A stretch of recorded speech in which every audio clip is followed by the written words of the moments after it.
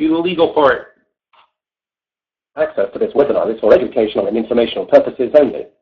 Consult a licensed broker or registered investment advisor before placing any trades. All securities and orders discussed are tracked and monitored in virtual trading accounts. Virtual account prices and returns may differ from actual trading results. Commission costs are excluded. Neither PhilStockWorld.com, PSW, nor its affiliates, nor any of the respective officers. Personnel, representatives, agents, or independent contractors are in such capacities licensed financial advisors, registered investment advisors, or registered broker-dealers. Nothing contained in this webinar, website, or promotional material constitutes a promotional recommendation, solicitation, or offer of any particular investment, security, or transaction. Trading options involve risk. Visit the OCC website www.optionsclearing.com to read characteristics and risks of standardized options. The SW provides education and training services that are meant to teach you to the risks and potential rewards of trading options, and we are not a service that tells you what to trade. We are not implying or guaranteeing any profit. As always, do not trade with money that you cannot afford to lose. Past performance does not equal future results, and results discussed in this webinar are typical and are only valid on a specific or identified date. Your results may vary. By accessing this webinar, you agree to hold the above harmless from any loss you may incur as a result of information discussed in the media identified above. By accessing this webinar, you agree to be placed on our mailing list and receive our newsletter. Rest assured, we take your privacy very seriously, and we will not distribute or sell your information to anyone. All right. Hey, you know what's going to be interesting? Over the next 20 years, I'm going to keep getting like the state-of-the-art things to read those, and then eventually, I'd say in 5 years, we'll probably hit the point where it's more like a conversation, like it'll be a bot that you can actually talk to, and in 10 years, you'll almost not be able to tell that it's a robot at all, and in 20 years, you guys will be like, hey, I thought Phil was going to retire, and I'll be the robot. And no one will even know it by then. I mean, I'm telling you, you guys, I like this kind of stuff. I read all about the AI and all that, and it's exciting. I mean, there's the stuff they're starting to do now. I mean, that's just a toy. And the stuff they're starting to do now with speech, with intelligence and robotics and things like that, it's moving along so fast, and we haven't even made a leap yet. You know, a lot of times with technology, these things move along, and then all of a sudden somebody figures something out that jump starts everything. Like, you know, when they had basically when they came up with electric generators, right? They have electricity. They didn't have a good way to generate it and store it and transmit it. When they came up with that, all of a sudden, boom, 1,000 things came out, you know, and the whole world started just changing rapidly. Same thing with the production lines, things like that. There's certain key leaps that suddenly jumpstart everything, and all of a sudden, like, you know, you go from, like, you know, one car in 1904 on the streets to in 1924, nobody has a horse anymore. In 20 years, like, boom, it's gone. The whole thing's changed. We'll see that with, you know, this will be one of the ways we can track it. We just watch how these assistants grow over time. But in general, I think I mentioned this last week or the week before. I mean, I actually get calls now. I don't know how many of you have this plague, but I get plagued by, I think it's because we own a lot of properties all over the place, so, you know, we're on a lot of lists. But I get plagued by robots calling me. You know, now when they robo-dial you, they're literally robo-dialing you with a robot instead of people. So it's not Indian people anymore. It's an actual AI that calls you and engages you in a conversation, trying to figure out if you're interested or not in talking to one of their sales reps. It's amazing. I mean, honestly, sometimes I have to, you know, you have to ask them tricky questions to get them to admit that they won't admit they're a robot, of course, ever. They just say, hold on, let me get my supervisor. But you know, you have to figure out if they're a robot or not, and sometimes it's actually tricky, and that's something called the Turing test. Turing test is a test just where you have a blind participant. You don't know if you're talking to a human or a machine, and you have to figure it out. And if you can't figure it out, that robot test is a Turing test. Obviously, they give trained psychologists the role, not just any old person. But they are good. I'm sometimes very surprised at what they can answer. You know, it's like amazing. You say, because, you know, they'll say something. I always try to say, well, where is that exactly? I'm like, oh, where are you from? They have the, tell us where they're from. They have a story. Freaking robot has a story about where it's from, making some crap up. And I say, well, what sports team do you follow? Oh, I don't listen to sports. It's like they program a lot of stuff into these things. And this is just like year one. We're barely scratching the surface on this, and it's already getting like that. I think in 5 years you are going to have no idea if the people you're talking to on a phone or you know any kind of recording or live or not. Anyway, so well, there was a point to that though. So IBM. I mean, if you want a long-term investment, people forget. Okay, there's a good point though. Watson won Jeopardy 3 years ago. It's 3 years ago now that Watson won Jeopardy. He didn't just win on Jeopardy. It's not like he luckily won a game. He beat, in a multi-day tournament, the best Jeopardy player of all time, that Ken Jennings or whatever I think his name is.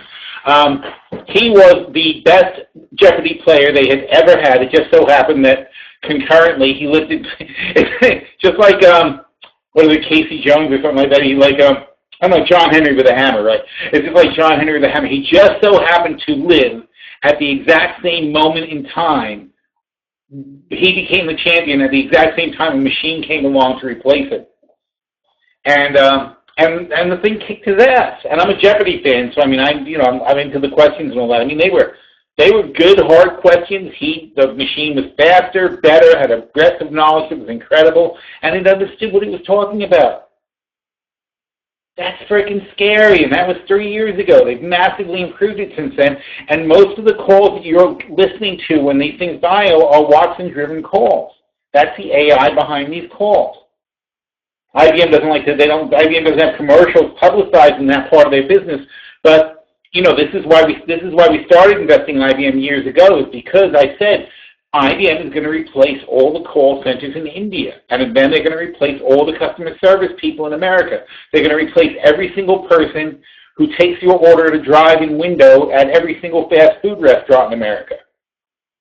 Because the machine can it understands you better. It's never going to forget an order. It's never going to forget to do something. It's never going to miss a number on the register. It's never going to do your change wrong. It's it's just, and it's going to work 24 hours a day, 7 days a week at a drive-in window without stopping, taking a break, going to the bathroom, anything. It's very cost-effective. And that's why, and don't forget, you're not talking about, there's no robot, you don't have to build anything. It's a freaking internet connection to the machine in wherever the hell they keep it, in Armonk, New York, wherever they keep Watson these days. Watson is essentially, it's hard to think, you think of it as a thing, but it's a program, really. It's a program that runs in the cloud, essentially.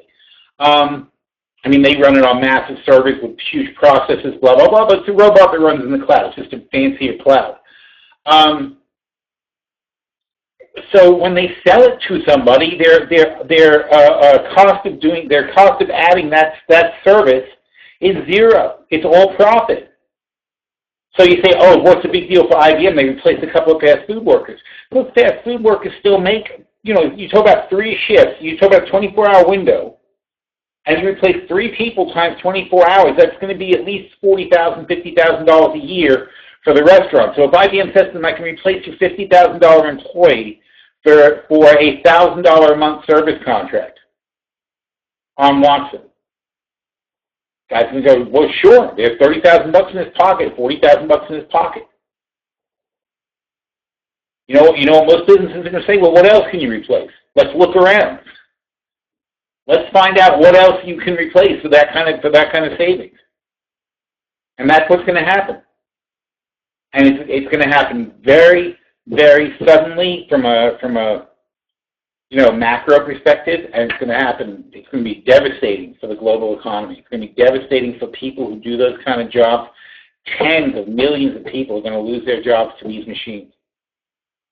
And IBM's the leader. So, unfortunately, you can't get these McDonald's workers to put their money into IBM, but I would sure put my money into IBM, especially down here at 150 again. All right? So as a long-term play, this was a gift. We were snapping it up down here. This is ridiculous. But as a long-term play on IBM, and I'm not saying it won't go lower. We think the market's going to go down. It might go lower. You can hold out and whatever. But as a long-term play, there's nothing wrong with starting off with some puts if you don't own any IBM.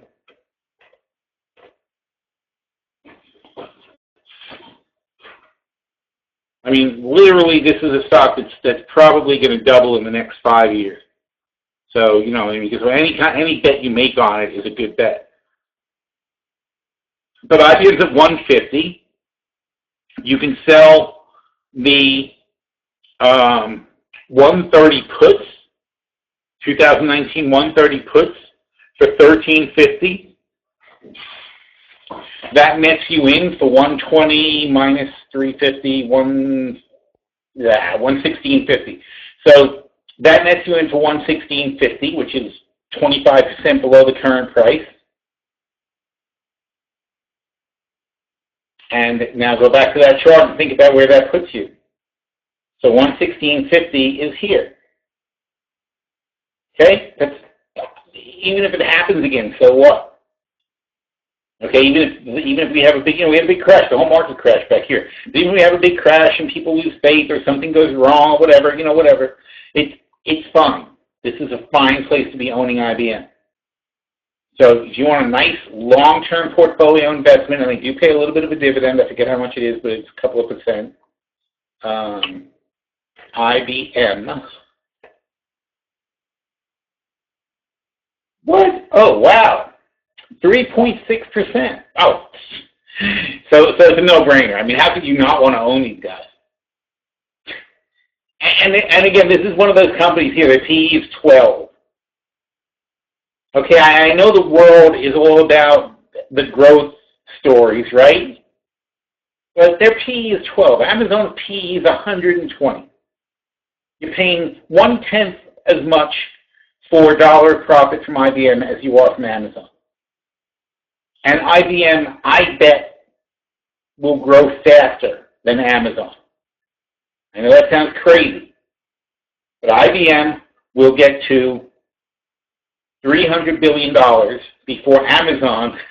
I don't even want to know what. No, I think we're talking about $700 billion. Wait a minute, Amazon. It's even funny to think about. So IBM will get to $300 billion, yep, before Amazon gets to $700 billion. Okay, that's my prediction. And Amazon, and once IBM passes Amazon, they will never cross again. Because IBM is way more likely to take over the world than Amazon. Because when IBM sells a piece of Watson, they deliver it instantly for zero money.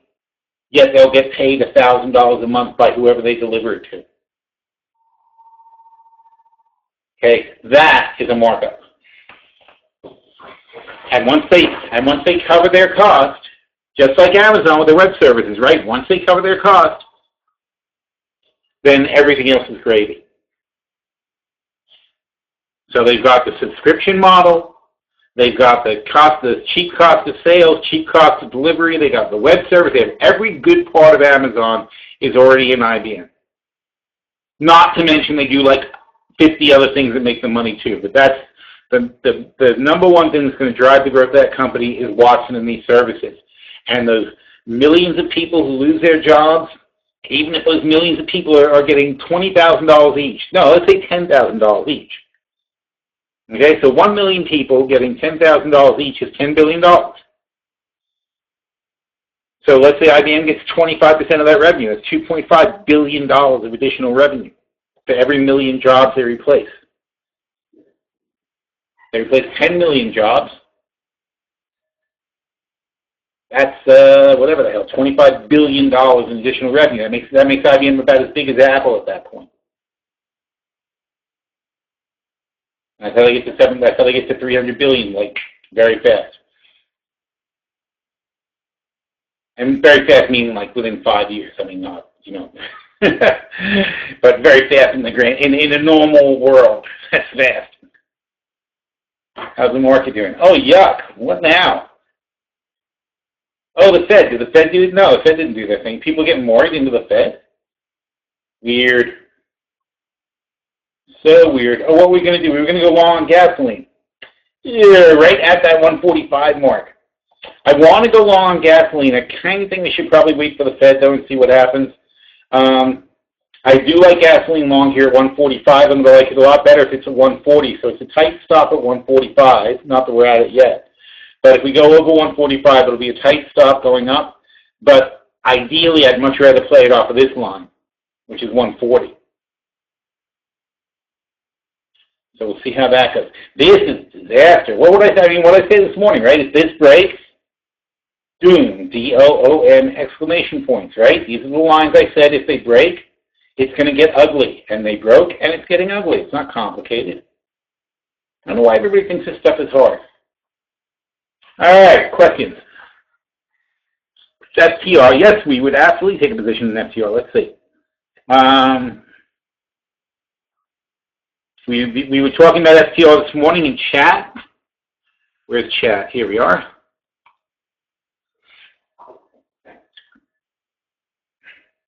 See, what's happening now in the market is what we said would happen this morning. See, doom. Okay. We finish it. Okay. If we finish the day below the line, doom. Doom. This line, which is right where we are, which was 2100. I mean, I said right here, 18,000. We're worried about 18,000 on the Dow. Worried about 2100 on the S&P. I think I laid out all the lines at some point. Where did it say? Oh, TF 1170, Dow 17.9, S&P 18,000. Wait, like the S&P. Oh, okay. The Dow. If it can't retake 18,000, today is doom. That's why it's not complicated. And if we look on the actual Dow chart. Oh, here we go. Hopefully I get an intraday off of this. You never can tell with stock charts if they're going to give you an intraday or not. Yeah, there's one. Good. Here you go. So we had a little bit of a pop, and it failed 18, and now down we go. So real shame.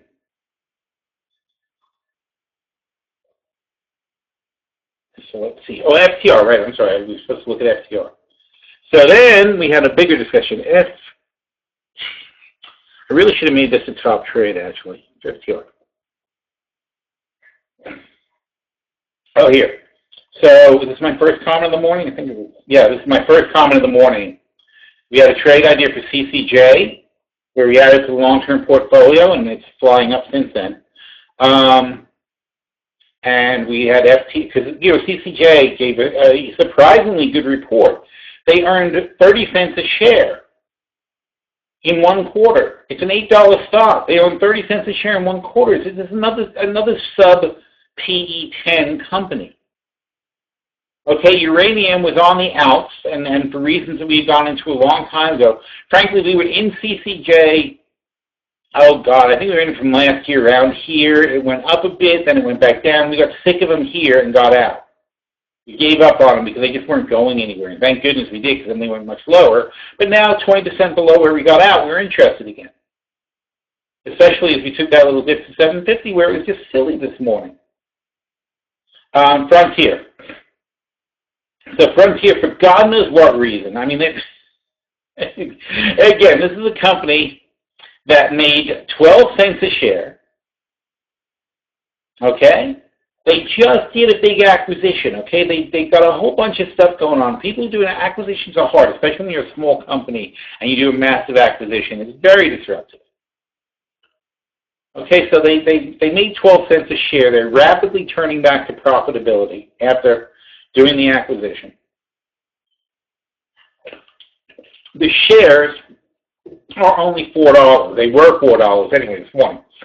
So 12 times 4 is 48, and the share is 4, so another sub-10 company. These guys pay out a 42-cent dividend. So they're paying you back 10% on $4, which are about 12%, 14% right now. So if they keep their dividend where it is, and there's no reason to think they wouldn't, because they're making money. And if they pay out that dividend, and they keep paying it, you're getting a 12% dividend on a company that makes 48 cents on a 360 share. This is crazy. And this is what I like. Frontier expects free cash flow for this year of $1 billion, basically. $1 billion. Okay? The whole company is $4 billion. and they're dropping $1 billion to the bottom line. That's 25% of what you pay them is coming back in profits. That's a PE of 4, by the way.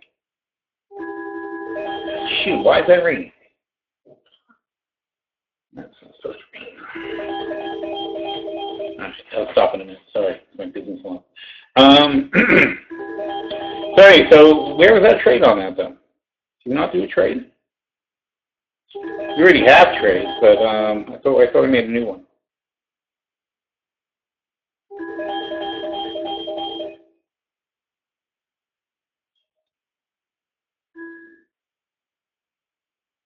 Wait a minute. Seriously? Oh, well, silly me. Okay. I'm sorry. We already have it in the long-term portfolio, and I guess I was happy with what we actually had already. What is this?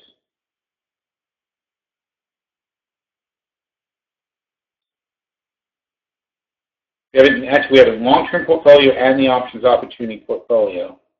So I'm sure people who are in the options opportunity portfolio might be concerned, so let's take a look at where we are. Well, look how well that's holding up in a bad market. Very pleased. Okay. FTR. Okay. Frontier is the only stock. It's the only stock we actually hold in this portfolio because of the dividend. We bought it in October for $4. We sold the calls. We sold the puts. So our net here is like $3.20, right? It's $4 minus. Oh, what am I talking about? We sold those for $90. Wowie. Okay. Well, so net is 310 minus 45 is 265. So our net price on this is 265. We get called away at 4, or if it's below 4 and more is put to us, our average is going to be 665, so about 330. So our average entry on this is 330 basically, if it gets assigned to us. If it doesn't get assigned to us, it's 265 and we get called away at 4. So I freaking love this, and you can do the same. And that's why I didn't do a trade. It's the same trade.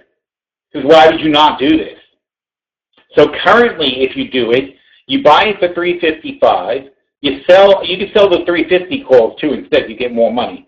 But you can sell for $355. You buy it minus 113 on the puts. So let's say it's 115 because math is easier. So that would be 240 minus 30 cents here is 210. So you can net into this stock for 210, still going to get your dividends, and then selling the $4 puts, if they're assigned to you, your average will be about $3 on the stock. What's not to love? I mean, forget it. We have to double down on this because this is just freaking fantastic. What a great trade. That's a top trade for sure. Wow. I mean, I don't know. I can't really think of a better stock to take a position in, really. Jim says, I only use a cell phone, and every time I get a robocall, I block the number, it limits the calls. Oh, I see.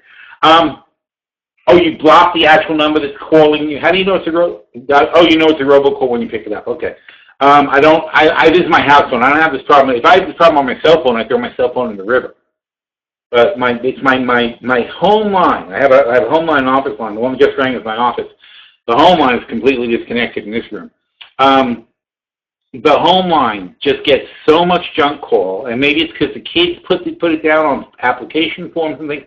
I don't know, but a lot of it's real estate related. So I actually blame our own, probably like from deeds and mortgages and things that we have. It's just incredible. It's relentless and incredible, but now I'm interested though. See, now it's funny because although I was annoyed, now I kind of enjoy talking to the robot to figure out to find out how much they know. What do you think of Ford? I like Ford. I mean, it's a cyclical business. It's going to go up and down. They had a rough. They had a little bit of a rough patch this quarter. And but down here, yeah, $11, absolutely like them. This is a good bottom. It'll probably firm up. So $11 is good for Ford. Ford also pays a nice dividend. A lot of shakeup in the car business. So, I mean, everybody's got to, they've got to stay on top of things. They've got to electrify. All the car companies are going to have to electrify. They're all going to have to start with battery stuff. Down the road, there's going to be a lithium shortage, of course, when all these cars start being electric. It's a changey, shaky industry, and the self-driving thing, and somebody's self-driving cars are going to kill people, and they're going to be suits and things and blah. It's just, so you got to have a real cast iron stomach to be going long on car companies for the long term. But nonetheless, I like Ford. If I was going to own a car company, it would be Ford, and we do have some Ford, I think. Because they pay this nice 60-cent dividend, which I like. They're only $11.20, so it's 5%, obviously it's 12. And again, that's the base price. That's for people who want to pay retail. We don't pay retail for stocks. So you take that Ford, and yeah, you want to own it for the dividend, so you pay $11.45 or $11.48 or whatever it said, and they don't have 19s out yet, so you sell and be conservative. Sell the $11.75 calls, which are a dollar, let's say, and you sell the $9.75. That's really conservative. You sell the $9.75 puts for 85 cents. So that's $1.85 minus $11.40 is 45 cents below 10. Which is $9.55. Okay, so $9.55 is your net entry. You buy it for $11.41. You sell the $11.75 calls. You sell the $9.75 puts. That nets you in for $9.55. You will get called away with a $2 profit, which is 20% in a year, at $11.75 if they're over $11.75. If they're not over $11.75 and they're below $9.75, you'll be assigned another round of $9.75, and your average will be right about $9.60 or whatever it is. Okay, so you have twice as many shares at $9.60. Do you want to own? If you don't want to own Ford for $9.60, then it's a dumb trade to get into. It's at $11.40 now, though. It's $2 off that, so like 20% discount. So your worst case is a 20% discount, and your best case. Not your best case, because there's a better best case. But if it's over, you get called away. You have $2 plus the 60 cents in dividends. A $2.60 profit off a $9.60 entry is like 25-30% profit in a year. That's how you play the market. Can you believe there are schmucks out there paying $11.41 for Ford and putting it in their account and sitting there and watching it and hoping it goes up? It's sad. It really is. People pay retail for stocks when there's no reason to. It's like knowing that it's like having two car dealerships, right? And one has discounting and one says discounting 20%, one says no discounting ever. And then people go to the no discounting one. And actually that's true. My kids, this is how I teach my kids economics. We talk about certain things, and one of the things I point out to my kids all the time is like, when you look at gas stations, sometimes two gas stations across the street from each other can be like 10 cents off in the price of gas. And I say to my kids, I said, do you realize how much 10 cents is? It's 5%. Sometimes more than 10 cents, but basically 10 cents happens all the time. You're two gas stations where literally all somebody has to do is turn left instead of turning right, but they turn right and they pay 10 cents more for gas. And then they put how many gallons of gas in the car? They put 15 gallons of gas in the car. So they pay $1.50 for no reason whatsoever. For no possible reason, they pay $1.50. And they do it 50 times a year, and that's $75. And they do it for 40 years. And it adds up to a lot of money. $3,000, not including the compounding. And believe me, I go over this with my kids. I explain the compounding and everything else. And I'm like, do you understand that $1.50, that stupid decision to waste $1.50 on gas? And I'm not saying go hunt for low prices. I think those people are crazy too because they don't value their time. But I'm saying when you're buying gas, at least look left and right to see if there's a good price. Or at least be a little bit aware that on the way you drive where the cheaper gas station is. Because, the future value of that money compounded at 10% a year means that every time you could have saved $1.50 that you didn't, you're really taking about, $200 out of your retirement account, basically. If you're 40 years away, if you're young. So it's like every time you buy gas, you're ripping yourself off for like $200 because you're not investing that money and you're not saving it and you're not compounding it. You're not doing anything with it. And when you retire, you're still going to need more gas.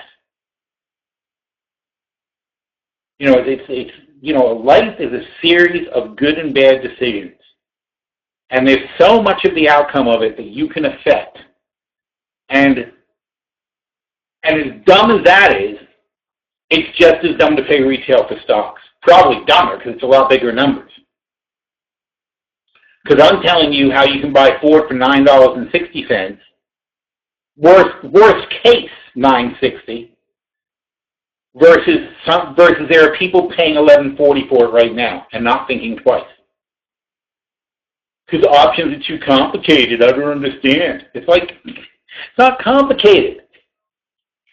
All right, and if anybody doesn't understand, I'll explain to you in 10 seconds. In fact, save this tape so you know how options work. I sell the put. I'm promising to buy Ford for $9.75. In exchange for that promise, a person who's worried Ford will be lower than $9.75 pays me 85 cents. So my net entry on this particular item is $9.75 minus 85 is $8.90.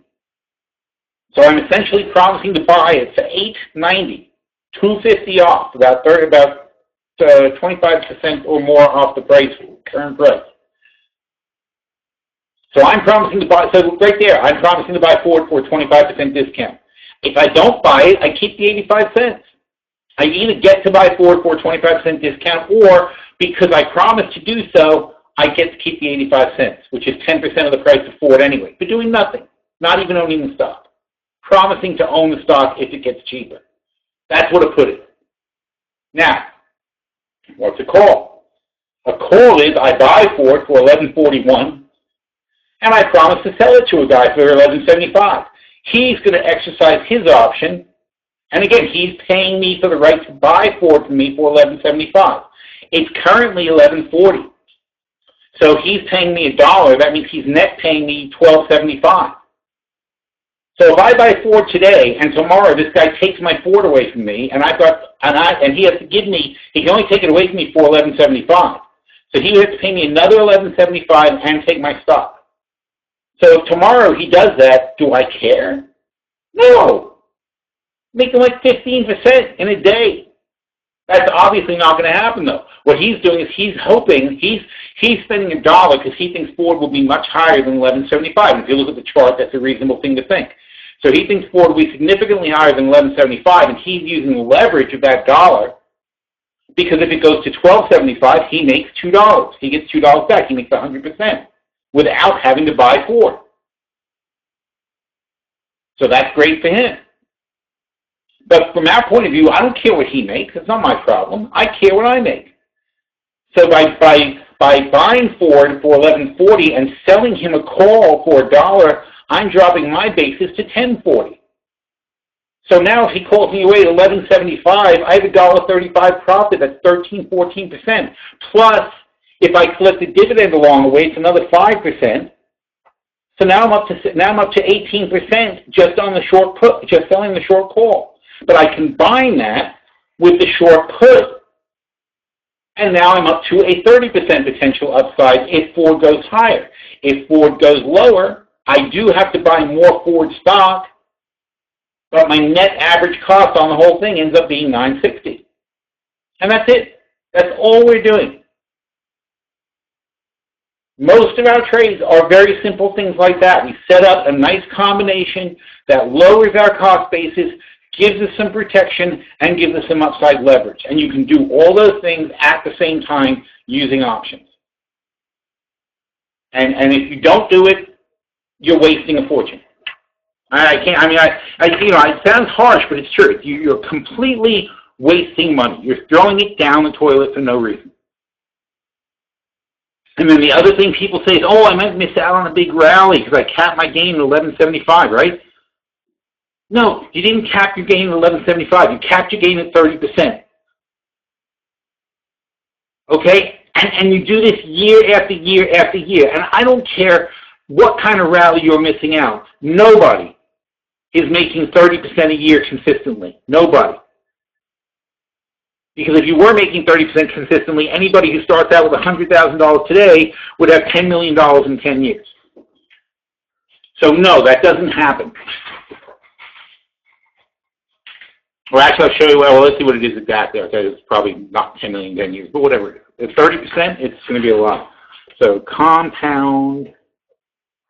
They have things that tell you these things. Compound rate calculator. I want you to understand how compound interest calculator.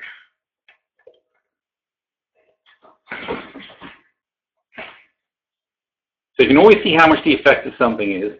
So let's say we start out with $100,000, and we have 10 years to grow at 30%. And calculate. $1.3 million. Okay? But watch this. In 20 years, that's what it was. 20 years, $20 million in 20 years. So, how many people do you know who turned $100,000 into $20 million in 20 years? And if the answer is not a lot, then this is a really good strategy, right? This is a strategy that if you consistently follow it year after year after year, and not always forward the concept of the strategy, doing the same kind of thing with blue chip stocks that pay dividends that you give yourself a great discount for. You do it year after year after year, you will not get 30% every year because some years the market goes down and you'll make zero, you might even lose a little bit of money. But on the average, you can easily average 10 to 20%. Easily. And now we go back to our compound rate calculator, and let's say we knock this percentage down to 15% for 20 years, and that's still a very nice $1.6 million. And if you run that out for 10 more years, if you happen to be young enough to hope to live that long, 6.6. So 100,000 now, retire in 30 years with $6.6 million.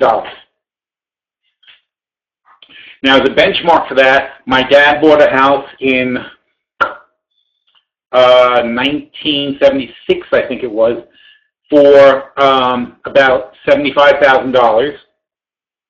And here we are 40 years later, and it ain't no $6 million. It's not $5 million. It's like $500,000 now. So I would be 10 times ahead of inflation. That's how I look at it. I look at like historically what things happen to. So basically, in 40 years, things have gone up about 10 times. Not quite 10 times. So anything you do better than 10 times, which would be $1 million, is keeping you well ahead. And that's how you have to look at it. Now, who knows what inflation will be, who knows what else. But the point is also, if inflation picks up and the things pick up, then your returns will pick up also with it.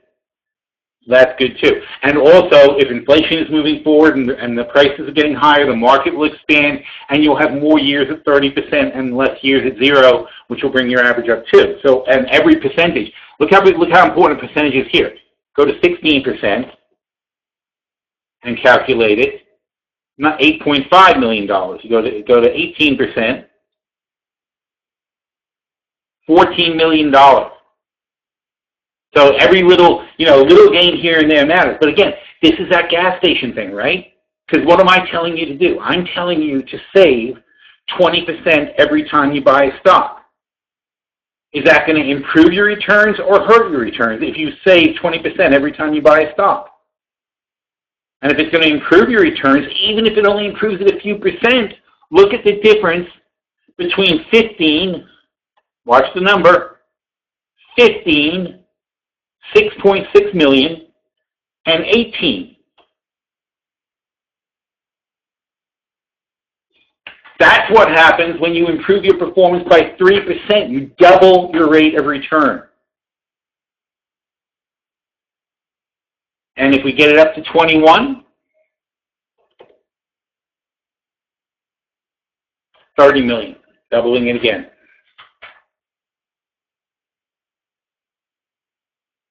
Can we do 21? Yes, we've been doing this in our portfolios for years. It's not hard. It just takes a discipline of getting your head out of this concept that you have to go for these gigantic gains. You don't. And also, by the way, I say cash over and over again. I talk about hedging and being careful and whatever. We're locking in. We're going to cash, but we're going to cash. We're up 113% in just over a year in this portfolio, in the options opportunity portfolio. In the short-term portfolio, well, I'll forget that one. In the short-term portfolio, we're at 400%. Because that's a more of a risky-taking portfolio. In the long-term portfolio, no risk-taking at all, 108% in 3 years. And in fact, not even 3 years, November 2013, coming up on our anniversary. And in the short-term portfolio, no, I said that, Butterfly. In the Butterfly portfolio, also from, was August,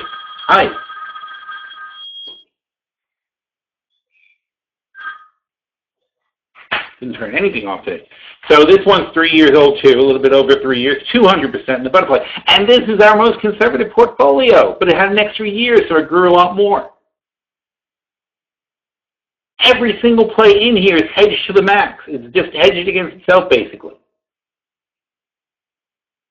These are our cautious portfolios. The risky one is up 400%. But again, it's fine to take a little bit of your money and take some risk, but the short-term portfolio could just as easily be down and have lost that money. No reason at all that it's up except for the fact that we just happen to have good timing. But that's how you invest. That's what investing is, okay? Not gambling, investing. Look to make a steady return over a long period of time, and you will be rich. It's the best way to do it. If you take a lot of risk, you might get richer, but you also risk not being rich at all and losing what you have. But if you do the slow and steady path, you are virtually guaranteed to do very, very, very well. And for most people, that's fine. Okay? I mean, really, I don't even know what I'd do with $100 million. If I had more than $100 million, I honestly don't know. I wouldn't see the point. There's a certain limit to where I'm like, well, what the hell am I going to do with it? Now, $100 million, I'm accidentally making $5 to $10 million a year just on having it sitting around gathering tiny bits of interest and dividends. What am I doing? I don't have that kind of lifestyle. I don't want that kind of lifestyle, frankly. It's not interesting to me. I mean, other people, yeah. A lot of people have fantasies about it, but you know what? I know lots of those people. I know lots of people who spend that kind of money, spend, $1 million a month on whatever crap they're doing. They're not happier than I am. so it's great. Look, if you get it, it's great. It's nice. And it's fun. Go enjoy it. I mean, I got nothing against that. But there's a certain amount that's enough. So when I have a plan that says in 30 years I can get myself up to $100 million, I'm fine with that. I don't need to go for the billion. Why would I risk my very easy target to go for that? To go for $1 billion? It doesn't make any sense. And if you're starting with, like I said, you're starting with 100,000 instead of $1 million, so you get $10 million. That's fine. $10 million is fine. You'll do very well, especially, again, it goes with it's a relative lifestyle. My lifestyle now is more than a $100,000 lifestyle, but it's a lot less than a $100 million lifestyle. So I can ease into it slowly. Anyway, but slow and steady wins these races, and the sooner you realize it, the better, because it's too late after a certain amount of time. So we have this great cartoon where the guy's like talking a retirement plan, and he goes, "Hey, I'm retiring tomorrow and I have no money. Here's your chance to be a superstar." And that's not how it works. I mean, you have to start doing something about it, setting yourself up now. And there was a good article, I put it up in our magazine. We have a magazine, PSW, I don't even know where. It's on Flipboard anyway. I'll put a link up one of these days. So we have this magazine, and I save really good articles to that. One of the articles is actually stop you got to pull the plug on like your kids, your family, your parents. You know, you have to be realistic about that stuff too. It's like you can help everybody. I mean, I do. I'm a real soft touch, frankly, but you know, you can help people. But also, if you have limited resources, you have to be realistic about how much of your retirement that's costing you. You know, it's like when when your daughter comes to you, and I have 2 daughters. When your daughter comes to you and says she wants a $100,000 wedding, and you've only got $500,000 in your retirement account, you got to say no. Doesn't matter. It's not going to ruin her life to have a normal wedding. You know, that's what a lot of these parties kids want. I mean, they want all kinds of stuff. My girls want a sweet 16. Well, my oldest daughter we just turned 16 this summer. I said, tell you what, you have a sweet 16 party, which was going to cost me probably $25,000 by the time it was done. The way her friends do parties, and or I said, I tell you what, or I'll take you and 2 friends to Japan. And she's like, oh, I'll go to Japan. I'm like, aha! So you can be bought. So I spent $10,000 taking her to Japan, which I consider a much better use of time and money than having a party. Because not like the party, nobody cares it's your party. It's like they go to parties. They go to a party every week. You know, so it's somebody's turn to have a party. If you don't particularly have a party, it's no impact on your life. But you know, having a really cool trip somewhere and doing something great that you're going to remember the rest of your life, that's more valuable. So anyway, that's my philosophy on it. So I just, you got to make these choices anyway along the way. That's what I'm saying. And every choice you make where you can save a few bucks, if you can take half of that money and put it in the bank or put it in your brokerage account and put it into nice safe things that will compound over time, unfortunately, it won't be 5 years from now, but 10 years from now, you might actually say, hey, Phil, you were right. 5 years from now, you'll be like, I can't believe Phil told me to put all this money in my retirement account. It's barely moving. But after 10 years, it'll start to really move, and you'll be like, oh, wow, I see what's going on here. And in 20 years, you'll already have a ton of money, but you'll have forgotten about me by then. But I'm telling you, that's what happens.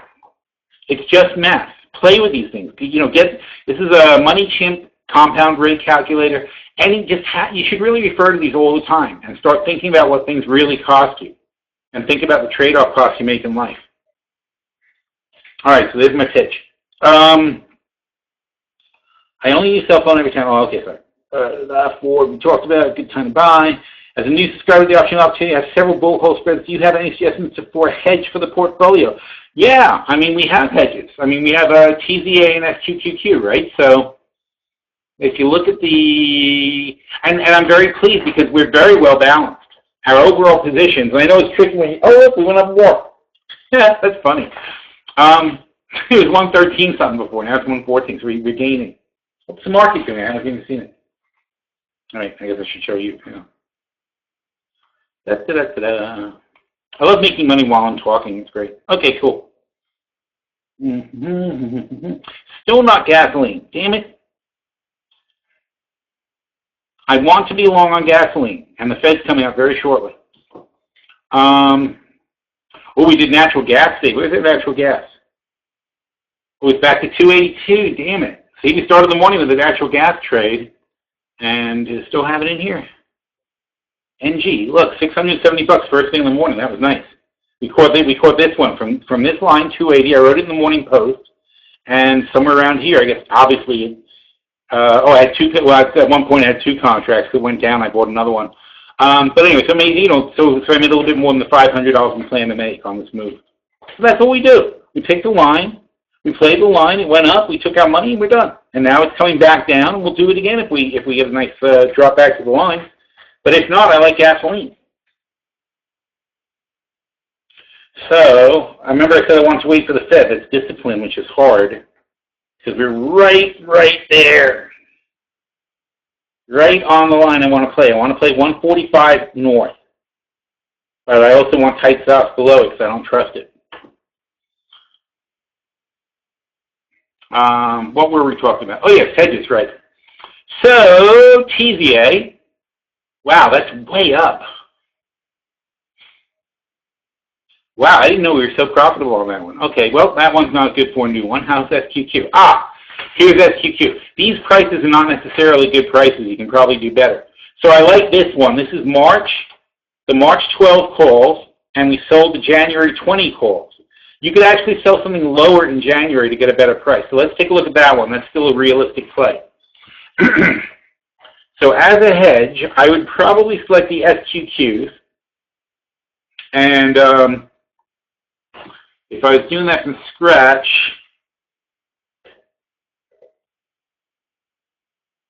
because the NASDAQ is so overbought, and if we have a big collapse, those things will collapse really hard and fast. So the March 12th is actually 14.51 now, so you can bump it up a little, but I wouldn't want to overpay. Let's see. These guys are $3. These guys are $2.50. Well, you know, for 50 cents, I'd rather have the 12. These aren't really $3.15, obviously. These are like $3.50. So they're basically 50, 50, 50. No, I wouldn't. I'll take the 13th. Okay, so for $2.50, you get the March 13th, and then we want to sell something hopefully for about $1. Let's say the 17th. So you can sell the 17th of January for something like 80 cents, 85 cents. Doesn't have it. Nobody's bought it yet, but you can probably put a bid in for 85 cents and get filled, or 80 at the worst. And frankly, if I couldn't get filled for that, I would go up to the next one and give them 70. Because why, you know, if I can get 70 for this one, why would I take less than 80 here? I would actually ask for 85. So you sell these 17s for 85, and then you've got a nice $3 protection that you only paid. What were these? So you're getting these for $2.50. So $2.50, you're paying $1.70. So you're paying about half price, but you're not really getting $3 protection because you also have 3 months advantage, and you can roll. So what you do is you look at the if you assume you have to roll them because SQQ starts going up, right? So if you have to roll them, which calls here are 85 cents? Well, these guys, these are 75, the 20s. So you're really buying the 13.20 spread, except that you're using the Januaries. And why using the Januaries? Because if SQQ goes up a little bit, but not quite, those will expire worthless, and you'll get to sell more Marches. And if they go down, they'll expire worthless, and you can still sell more Marches. And you can, in fact, sell Marches. Let's say that happened already. Let's say we were stuck in the March 15s, okay? And we're below 15 now. So let's say we've done that, and these guys expired worthless, and we sold the March 15th. I'm sorry. Let's say we sold the January 15th. Let's say we did this a few months ago, and it's already coming up to expiration. So the January 15s are $1.30. That seems realistic. Let's call it $1.20. So these guys are $1.20. So what can you do now? You know what you can do there? Those were the 13th. You move to March, and you pick up the March. In this case, we'd go down to, say, still the 13th. It'd be the same trade, basically. You go to the March 13th, and it was $1.30, so now we're up to $2.50, so it's $1.20 to do this roll. And then you would sell those same puts for 85 cents, and so for net 40 cents, you're extending the insurance another 3 months. So you see how that works? So the initial cost of the insurance, and remember, we're rolling down from the 15s to the 13s doing that too. We're actually gaining $2 more as a strike. So once you set up your insurance play, if you manage it correctly, if you stay on top of it, don't let it lose too much value, manage it correctly, these are all things we emphasize in Phil Stock World, then you can easily, it's very cheap to maintain your insurance. The initial cost of setting up the insurance is something you're going to pay, but once you set up your insurance, maintaining it is actually quite cheap. And then one day, maybe it'll pay off. Maybe it never pays off. But if it never pays off, you didn't need it. That's why it's called insurance. It's not supposed to make money. You're supposed to make money when you're long. The idea isn't to make money on the insurance if you can avoid it. All right. So,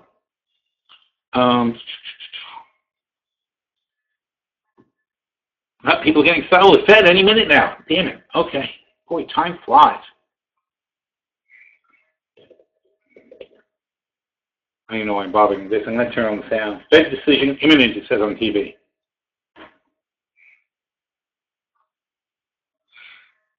Whoa. Only control minus. That was weird. So hopefully, magically, something will appear right here in a couple of minutes. Sure, I have to refresh the page.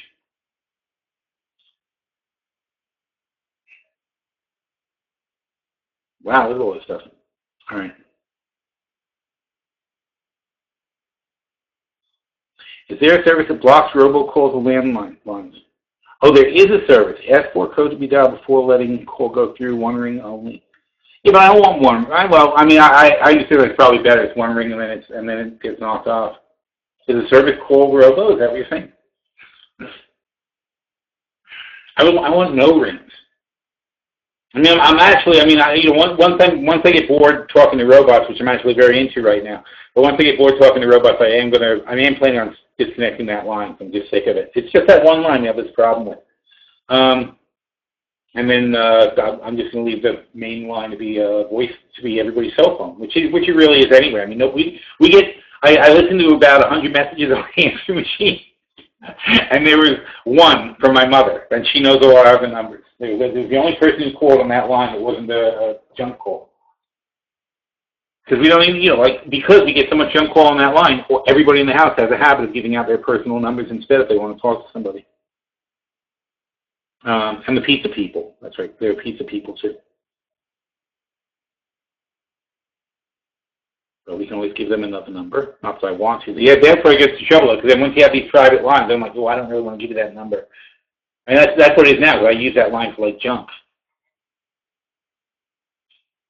Oh, yeah, I know about gas, buddy. But I'm saying, I won't go out of my way for the gas. But, to me, it's like somebody who won't look across the street.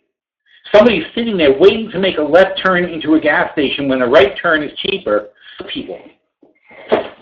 I understand. I'll tell you one thing, though. Actually, I used to with Exxon. When they had the Exxon Valdez, I actually boycotted Exxon. So I wouldn't go to Exxon under any circumstances for a long time.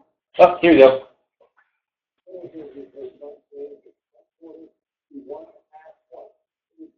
Unchanged! Oh, my God! What a shocker!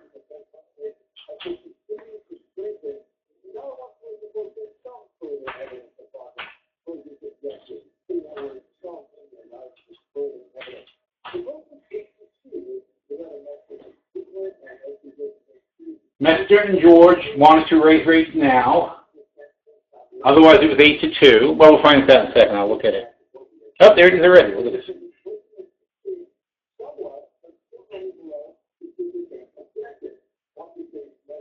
I'm looking at the lease one right now.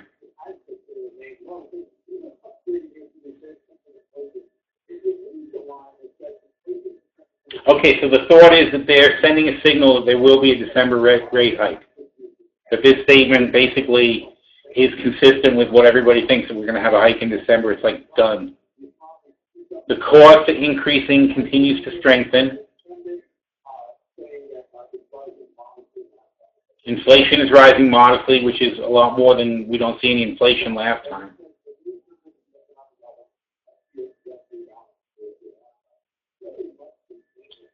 But it does say they do want further evidence before there's a hike, so they're still saying they're data dependent. So in other words, if we have crappy data between now and Christmas, they may punt. All right. So that's enough of that. Now let's see what it says here.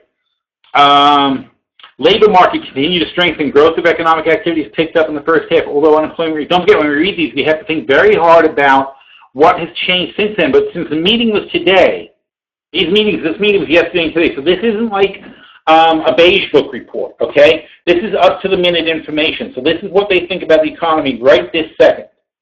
So really, there's not much to think about that's changed, but you think about what's changed since the last meeting, and the last meeting was September 20th. All right, so just about a month and 2 weeks ago was the last meeting. So in a month and 2 weeks, this is what's changed, or what they see since then. Although unemployment is little changed, job gains have been solid, household spending rising modestly, business fixed investment is still soft. This is all true. I haven't seen anything that's not true. Inflation increased somewhat since the year, still below the 2% long-run objective. That's not really true, only by their measure.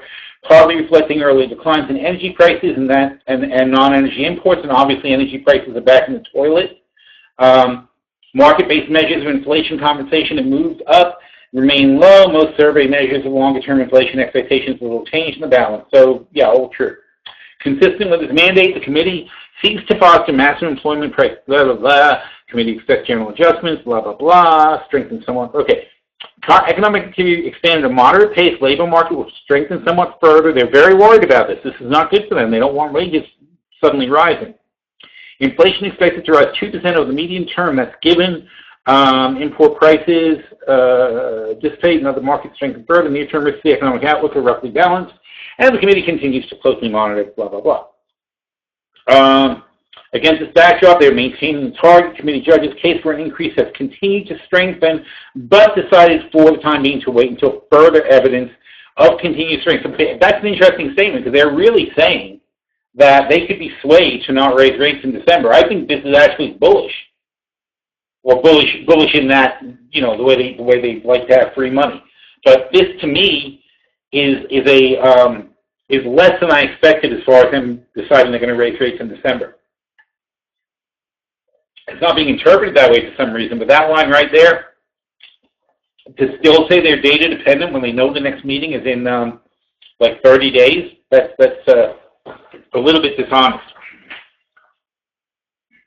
So in other words, they're going to get one set of reports in the next 30 days that it will, wait.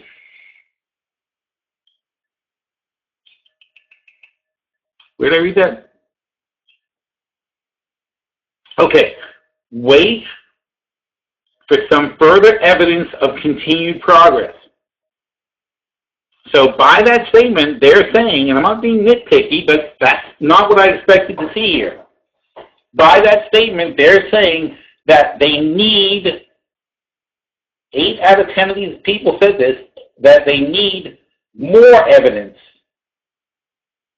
More, not the same, more progress than they've made so far in the next 30 days in order to raise rates. Otherwise, they're not going to raise rates. That's more dovish than I thought they'd be. I think they're crazy, actually. All right, supporting the improvement labor market conditions return 2%. In terms of time and size of future adjustments for the federal fund, the committee assesses realized economic conditions, blah, blah, blah. This assessment will take into account a wide range of information, including measures of labor market condition, inflation pressures, inflation expectations, inflation.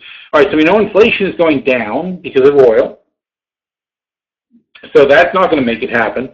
Labor, we'll find out Friday, non-farm payroll. It's the only big labor report they have between now and the next meeting. No, I'm sorry, there'll be 2. There'll be 2 payroll reports. They'll have the December payroll too. It's really, I mean, to hang your hat on that one report is crazy. Okay, the committee expects economic conditions will evolve in a manner that will warrant only gradual increases. Well, it's again dovish. Fed funds rate for some time below levels expected to prevail in the longer run. However, the actual path of the Fed fund rate will depend on the information. Blah blah blah. Committee is maintaining policy of reinvesting. Okay, so there's no change, and they're still, by the way, but this is still QE, $60 billion a month, no change, no pullback. They're still putting $60 billion a month into QE. That's $720 billion a year. They are still pushing into the economy. And with that, we only get this.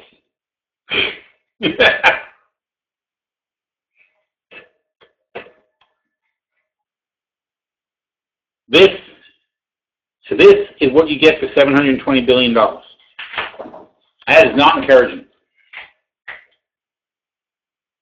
It's 2100 being tested. Look at that.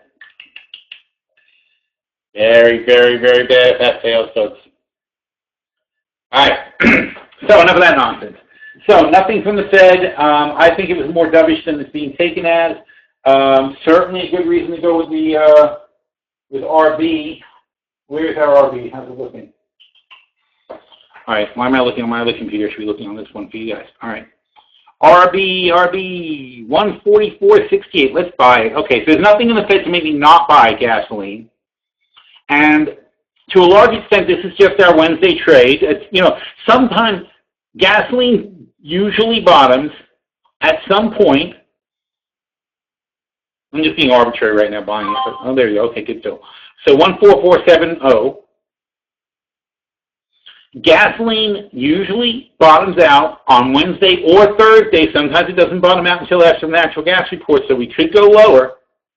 You should go to 140, and that's a $2,000 loss, by the way, so don't mess around if you don't intend to hold on. But it usually bottoms out between Wednesday and Thursday. And given though that the oil, by the way, the oil report showed a 14 million barrel draw in oil. But we imported 2 million more barrels per day than we imported last week, and that's because all those jammed up ships from the hurricane and everything finally came in and got counted. So so there's probably a log jam of ports, and now it's finally over, and all these barrels are flowing through again.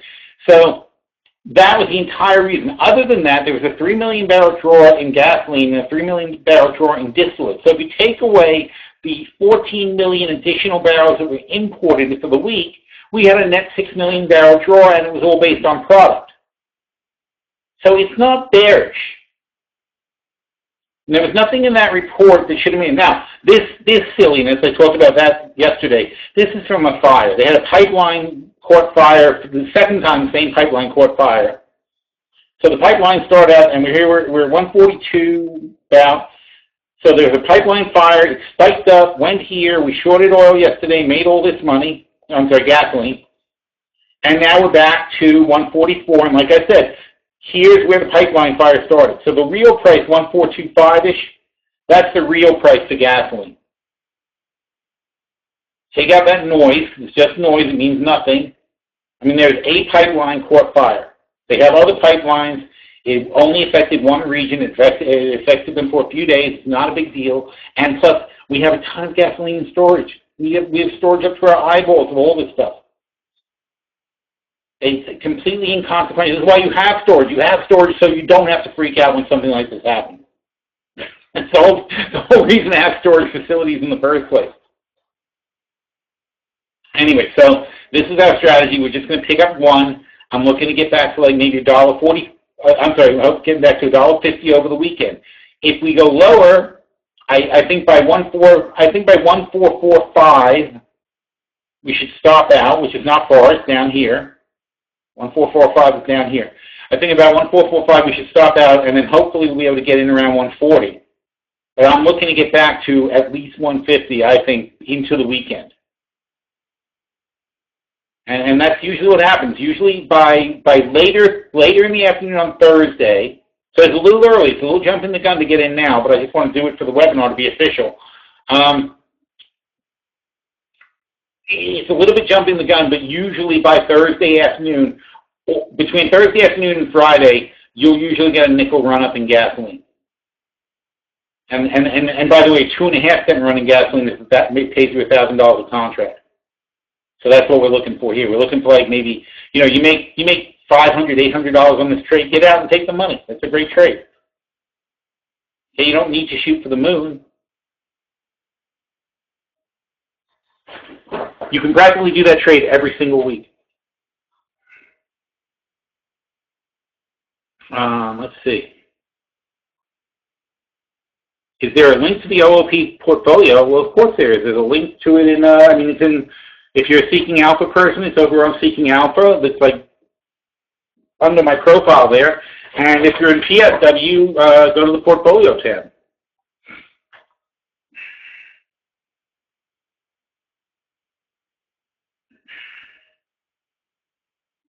What do you think about natural gas? You know, it has no so because of the fundamentals, blah, blah, blah. No, we're totally wrong on natural gas here. It might go down to 260, 250, 240.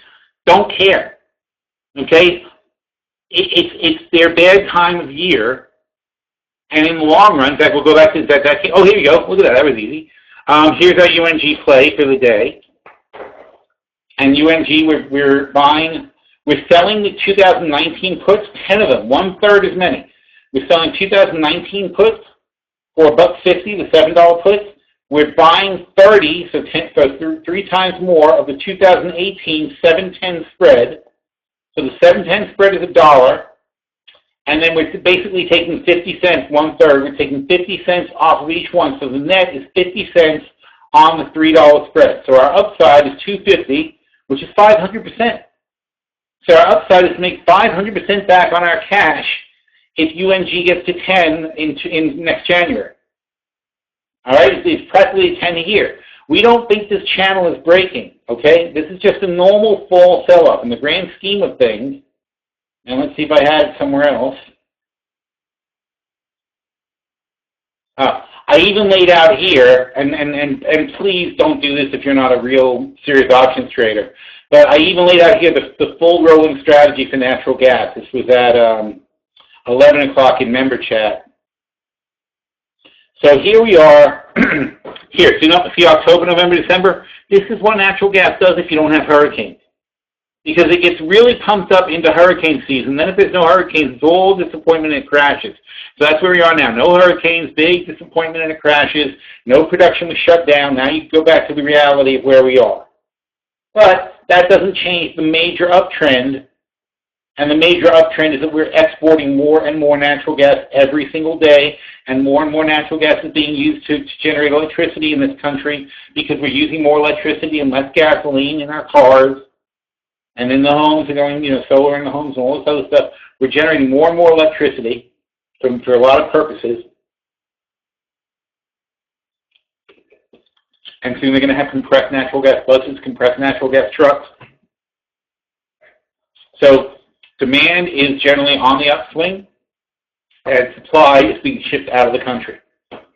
So it's a good macro environment for natural gas.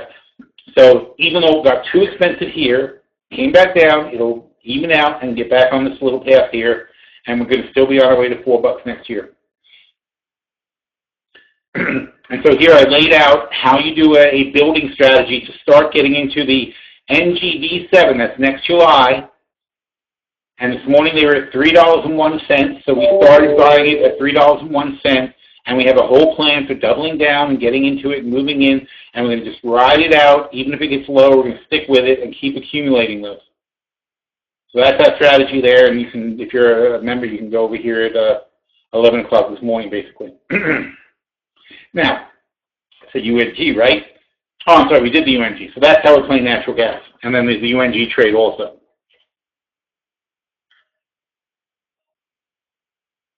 What would you predict IBM in 2 years? I did 2 years like that prediction? Okay. Mike? All right, everybody pencils up. This is the secret to our success. This is why every year we can have 20, 30%, 40% returns in our portfolio, okay? It's because I don't make predictions, okay? Because when I buy IBM, like I said, step one, buy at a discount. So I don't buy a stock, any stock really, because I think it's going up. I buy a stock because I think it won't go lower. And if it does go lower, I think that's a fantastic deal. So my premise, I seem to have a position in that one. All right. So my premise on IBM is that I don't think it's going to go much below 150. So if I'm going to buy it, if I sell the 130 puts for $13, I'm getting such a tremendous discount. Okay, it's going to be 130 minus 13 is 117. So if I get into 117, I have 100% confidence in that trade. So that's step one. I have 100% confidence that even if it goes to 130, I totally want to own it, no question about it. I don't consider that a bad thing at all. Even if it's at 110, I have no problem owning it for 130 because I have no reason to think it's going to stay down there. There's nothing that's going to make me get rid of my IBM other than some catastrophic thing that happens that you can't predict. Like watching murders people. Something like that. Which you can do. It means it's going to be driving your car for you. It can kill you if it doesn't like you. Let's see. All right, so then I say, okay, well, 150. I'm not going to even bet that it goes higher. I'm going to take the 150 calls, and I'm going to say the 150 calls are 17. They're basically $17. So these calls are $17. And I've got, how much money do I have to spend? I have $13 to spend. It's free money. I just got to hand it to me, right? So I just take $13, add it to the $16, 17 I'm collecting here, that's $30. I go bit, bit, bit, bit, bit, bit, bit. And I find these calls for $30, so 125. And that means that I can now buy the 125, 150 spread, and it costs me net zero. So now, what's my trade? I'm either going to buy IBM for $130, which is $20 off the current price, a little bit more than 10%. So I'm either going to buy IBM for $130, or if they are over 150, over where they are now in 2 years, I'm going to make $25. So they would have to go to 175 to make the same $25 if I bought the stock. But because I'm buying the 125, 150 spread for $30, I'm sorry, not for $30, for 30 minus 17 for $13, and I'm selling these puts for $13, $13.50 actually, so it's a credit. But watch, if I sell these, watch what my margin is. Single, blah, and not 11.35. It always gives you the worst price. You got to be real careful with these things. Gives you the absolute worst part of the spread. 13.50. There you go. So what's my net margin? $8,500. That's on 10. So to make $25,000, I'm laying out zero cash, and I have $8,500 in margin. So my return on margin, this is a nice efficient trade, my return on margin is 3 times margin. So I make 300% back on the margin I'm putting aside, and that is ordinary margin. This isn't a portfolio margin thing. So in a portfolio account, it's not even that. It's a couple of $1,000 in margin. So that's what, in fact, that's what we do in long-term portfolio all the time. We set up trades like that. The long-term portfolio, it's $1 million, but it used to be a $500,000 portfolio. There's one trade that I can set up that takes none of my margin. I mean, essentially nothing that I need, and it makes $25,000, which is 5% of $500,000, 5% of our original portfolio. One trade, 5%. I only need 4 trades like that, and I can just go to sleep for 2 years. I'm sorry, I need 8 trades. If I want to make 20% a year, I need 8 trades like that over the course of 2 years. And we have 30. That's why we're making so much money. So I don't need a target for IBM other than to say IBM's worth easily $150. That's my target. I could care less if it's 150, 170, 180, 500. Doesn't matter to me as long as I get my $25,000. That's how we set up our trades, and that's why we have so many winners. Because we don't care. We don't need them to win. We don't need them to go up. We're buying them cheaper than everyone else is. And all they have to do is not go down. And if they do go down, even if they go down 20%, we don't lose. And again, that's very important. Warren Buffett has one rule. His one investing rule is don't lose money. And that's what our system is set up to do. We're set up not to lose money.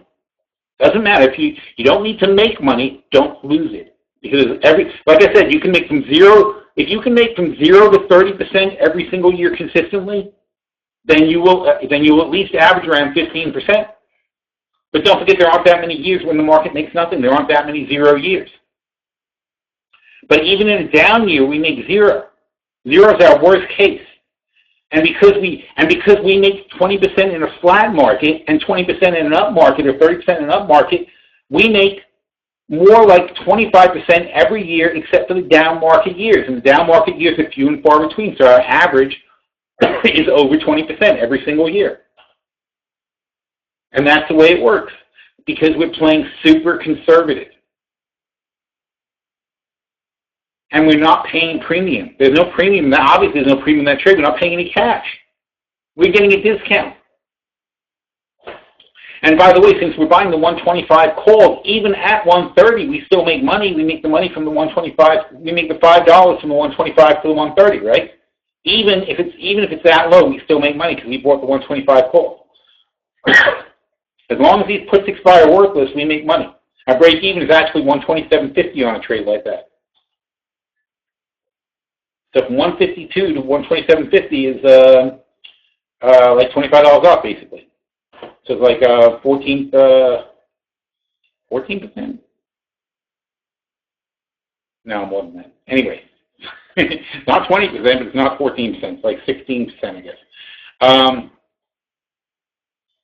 But that's the secret to our success, is not trying to be so successful. It's easy to make a little bit of money. It's hard to make a lot of money. So just make a little bit of money a lot of times.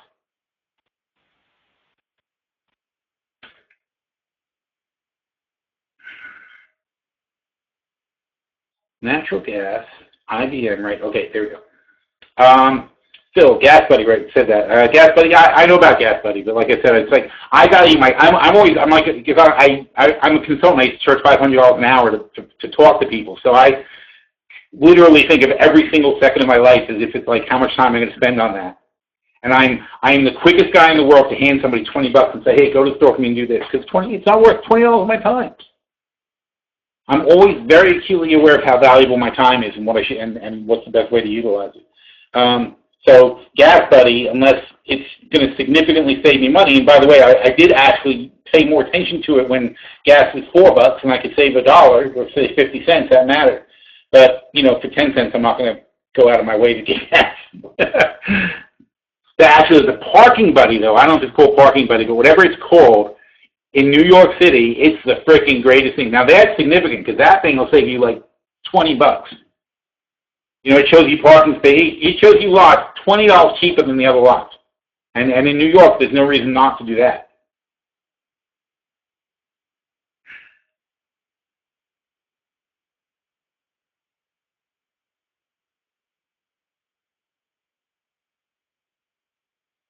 So someone works full-time and their benefits in trading using an LLC instead of personal training. Oh, absolutely.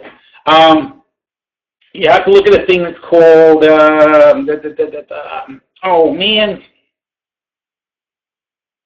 I forgot. Trader status. Oh, you elect trade, so I think it's just called electing trader status on your taxes. But you have to qualify. But yeah, you said, I'm sorry. Even if you don't qualify for trader status, if you're working full time, you don't qualify because it's supposed to be your full-time job trading. If you don't qualify for trader status and you set up an LLC, it's basically like a family hedge fund, and you deduct everything. You deduct all your expenses, including the expenses of talking to me. You deduct the expense of your internet. Everything that has to do with trading is a business expense. And also all your profits and losses are treated like expenses. It's really fantastic. But you do pay more for the accounting, of course. So it's something you want to do. If you have you have to have a worthwhile amount to trade, but it's not that bad. So you just want to talk to like a professional person about setting it up. But it's a good thing to do. What do you think of the dollar here? We like the dollar long. It's just having a little pullback. We talked about that this morning too.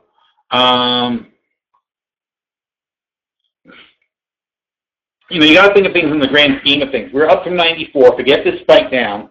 We're up from 94. We went to 99. That's a 5-point move.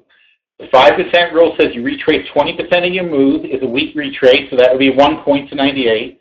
And then a 40% retrace, 97, is where we expect it to stop, and so we should consolidate on this line a bit and then start heading back up, probably for a run towards 100. And that'll dovetail into the Fed in December, most likely. And if the Fed does tighten, well, if the Fed tightens and sort of acts like it's one and done, we might not break through 100, but if the Fed tightens and indicates that they're looking to go again, then we can pop over 100. That'll be like the next Fed meeting, December, whatever the heck it is. Well, hang on, we should better find that out. Next Fed meeting, December 13th and 14th.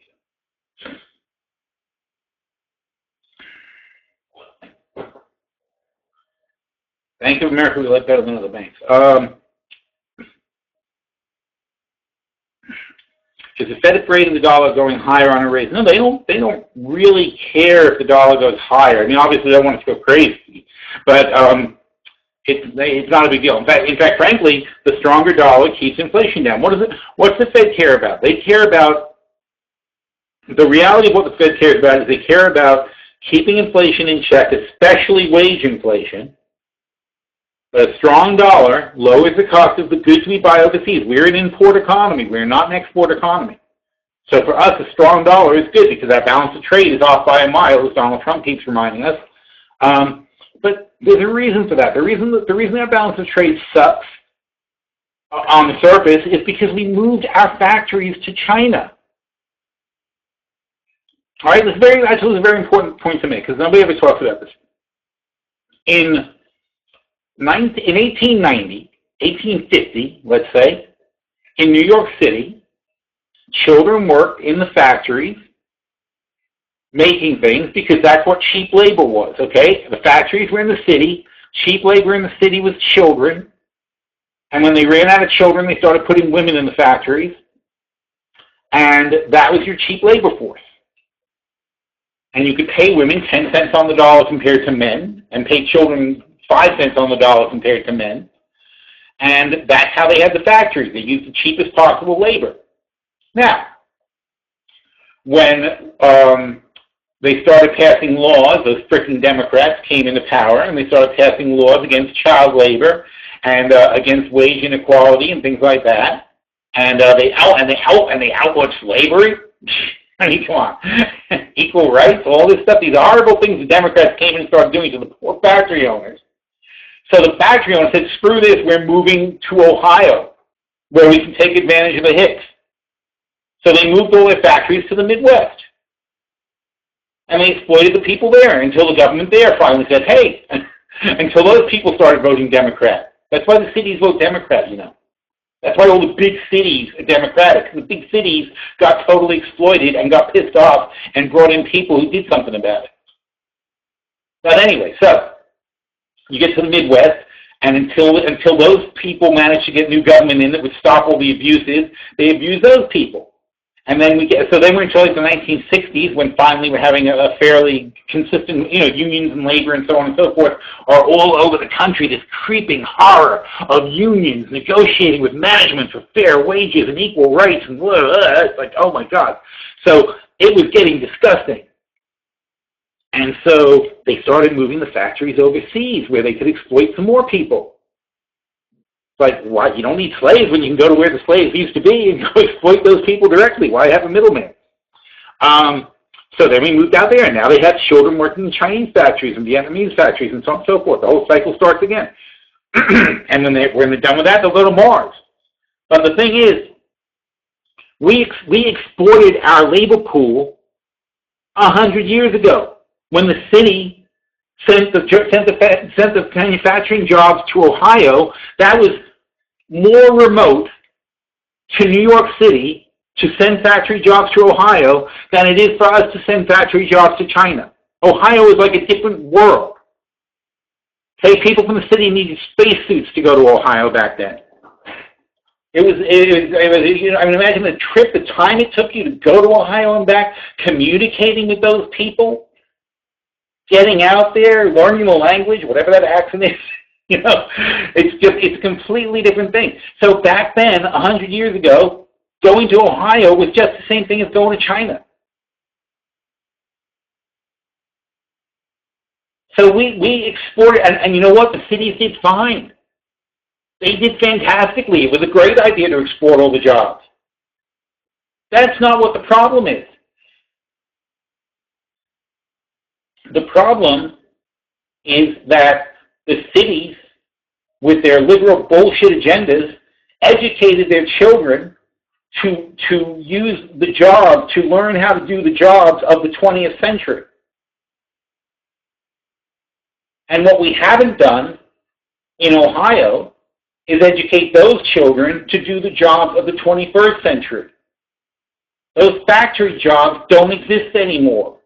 And we don't want them. There's pollution, there's mess, there's noise, there's early death, there's injuries, accidents. It's horrible. Obviously, we've made huge improvements, but those huge improvements made it much more expensive to manufacture things in America. But if you want cheap manufacturing, you have to put up with all the crap. So we exported our factory floor, moved from New York. Our factory floor moved from New York City to Detroit and Ohio and whatever, and then it moved to China. And that's where our factory, and Mexico, and that's where our factory floor is now. But it's the same factory floor, working for the same companies, producing the same goods in the same cycle. The problem is the breakdown didn't come in the jobs moving overseas. The breakdown came in we abandoned the children and the laborers who used to do those factory jobs, and we refused to retrain them, we refused to educate them, and we refused to create a career path for them after the factories closed. And now the solutions being proposed to them is to forcibly bring back those factory jobs, which is completely unrealistic. Because first of all, the only way you can bring them back is to completely destroy all the environmental regulations we built up over the last few decades. And even then, you can never get these people to work for what the people in China are working for now. Just it's physically impossible in the United States for people to have those jobs at those wages. So one way or another, it's a tax on everyone. This is what people don't understand, because if you bring those factory jobs back and you pay those people $1 an hour, if you just pay them $1 an hour, you're going to be doubling, tripling what they're getting paid in China. And that's going to double and triple, and let's say manufacturing is a third of the cost. It'll add 10% to the cost of your goods. 15%, 20% to the cost of your goods. So you, the consumer, will pay a tax for bringing the manufacturing back and forcibly dragging it back here. And you will subsidize wages, just like they say they don't like doing. That's exactly what you will be doing. The failure isn't that we let the jobs go. The failure is we didn't replace them, that we didn't train, we didn't educate, and we didn't generate and encourage new businesses. That's where the failure has been.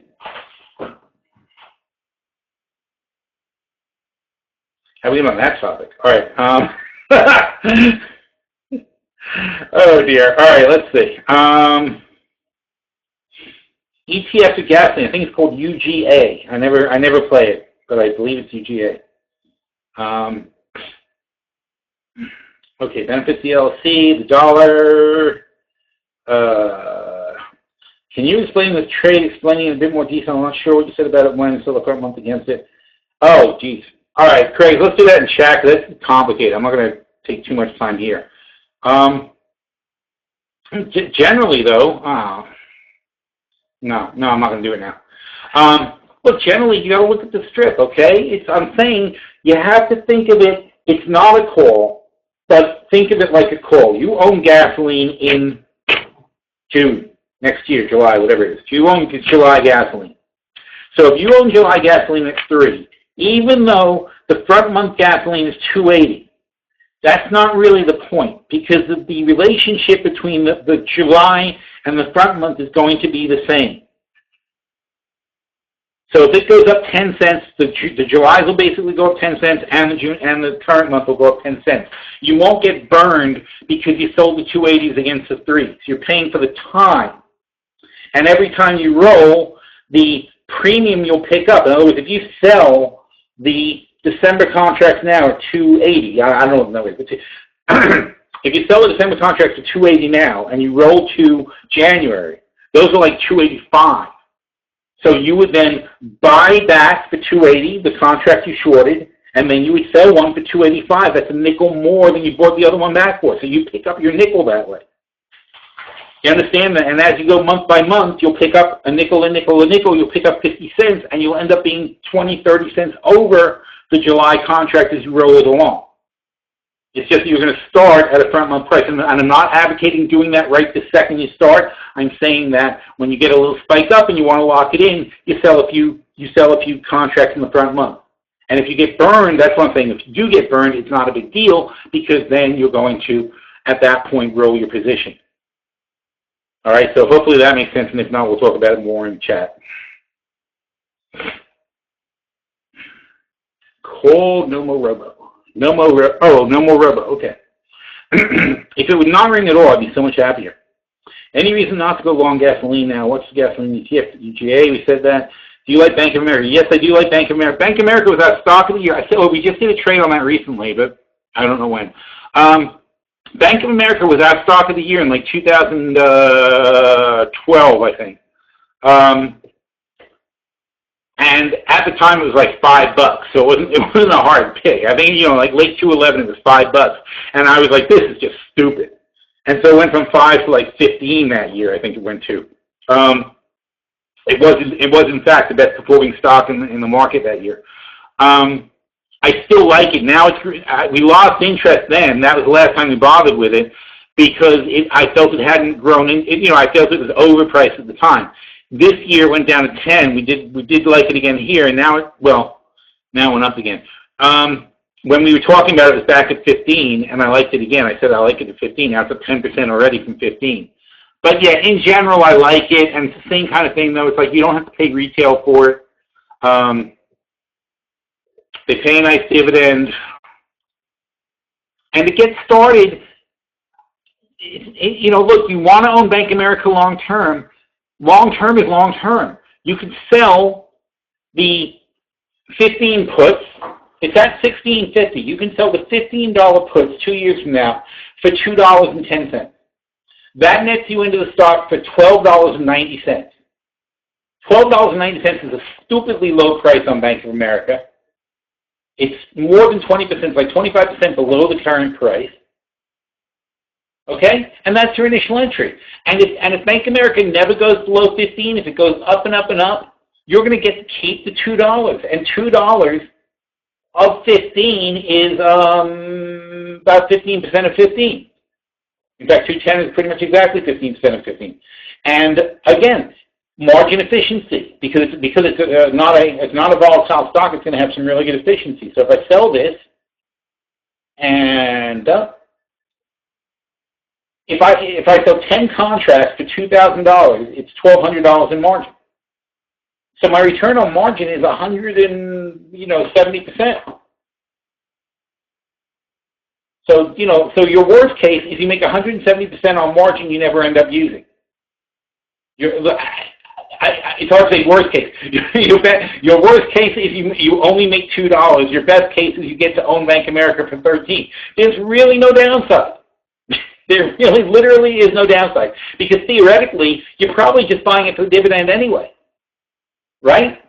So, let's get the exact number, I'll tell you. BAC. And I apologize. Some of the stuff, to me, some of this is like so obvious it hurts. And I don't want to skip over, but I say it so often also. I keep thinking, like, I know some of you guys have never heard this stuff before and think, wow, what's he talking about? But this is what I'm talking about. Presumably you're buying Bank of America, you want to get a dividend. The dividend sucks. It's only 30 cents, okay? So you sell those puts for $2. That's like getting 7 years worth of dividends at one time. So if you were buying for the dividend, don't. Okay? And if you're buying it as a stock and you would have had to protect it in your portfolio and cover it and blah, blah, blah, why would you even do that? You're going to make $2 as long as it doesn't drop 10%. You make the entire $2 if it stays over 15. If it's under 15, it has to be another 10% plus below 15, 20-something percent down, 25% down, before you lose a penny. That's how you enter a trade.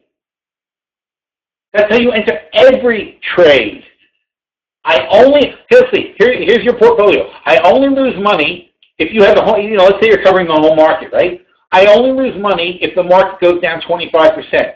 Anything above a 25% drop, I make money. So you're beating the market. Anywhere from 0 to 25%, you're beating the market automatically. Anything from 0 to minus 25%. You're still beating the market all the way up to, in this case, what do we say? It would have to, for you to make $2 on Bank of America, it would have to go up 14, 15%, okay? So, and by the way, we're just talking about the short puts. We're not even adding calls or anything else. This is a very basic nothing strategy. This is just our initial first-time entry on a stock. So you don't lose unless it's down 25%. You beat the market. Anything over 25%, you're beating the market. Anything above 25% up to 15%. So from minus 25% to plus 15%, you beat the market. Only when the market goes up more than 15% in a year do you not make as much money as you would have if you just bought Bank of America. But meanwhile, you're tying up $1,200 in margin to make $2,000 versus having to tie up $16,500 to make the same money. I know that sounds crazy if you're not an options player, but if you are an options player, you understand how crazy it is to not do that. You understand how stock people are crazy. Knowing that options exist and understanding them will make it impossible for you to do anything else when you go forward. You can't. It just you will once you understand how the options work, you will understand that there is no reason at all to be trading stocks, other than if you want to get a dividend. That's the only time. If there's a really good dividend you want to capture, that's the only reason you really want to own a stock. Other than that, though, options do everything for you: better, faster, cheaper, everything. Better hedged, cheaper prices, lower amount of capital required, far less risk, far better rewards. And the only difference is you're capping your upside gains. But if you're capping your upside gains 15%, 20%, 30%, that's not a terrible place to cap it, because there's only a couple of years in any decade, 1 year, 2 years at most, in any decade when the market does better than that.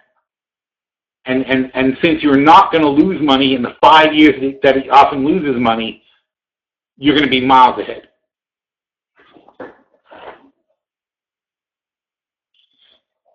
All right, now let's see. Time is it? Ooh, God, time flies. Fed days are tough.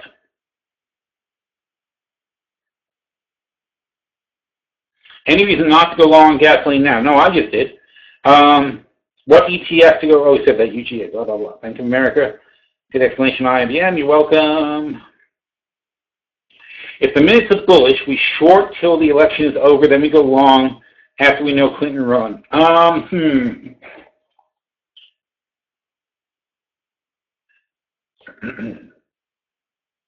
mean, I'll be more sure Monday, but I've seen nothing I've seen indicates that Clinton won't win. Okay, I know that everybody's trying to make it seem like a close race, but the TV people say that because you're going to watch them all day long if you think it's a close race, and if you think it's a blowout, you're going to stop watching. And they're already committed to covering the election 24/7 for the next 7 days. So you better be watching the election. It's like the Super Bowl for them, okay? It's like, could you imagine, they do it with the Super Bowl. They always tell you it's going to be a close game even when it's a complete blowout. Okay? It's the same thing. They're telling you this is much closer than it is. It's not that close. Okay? The betting is still, in fact, people take bets on the thing. It's still like 81% Clinton, 19% Trump, or 90% Clinton, 9% Trump, whatever it is. It's not looking good.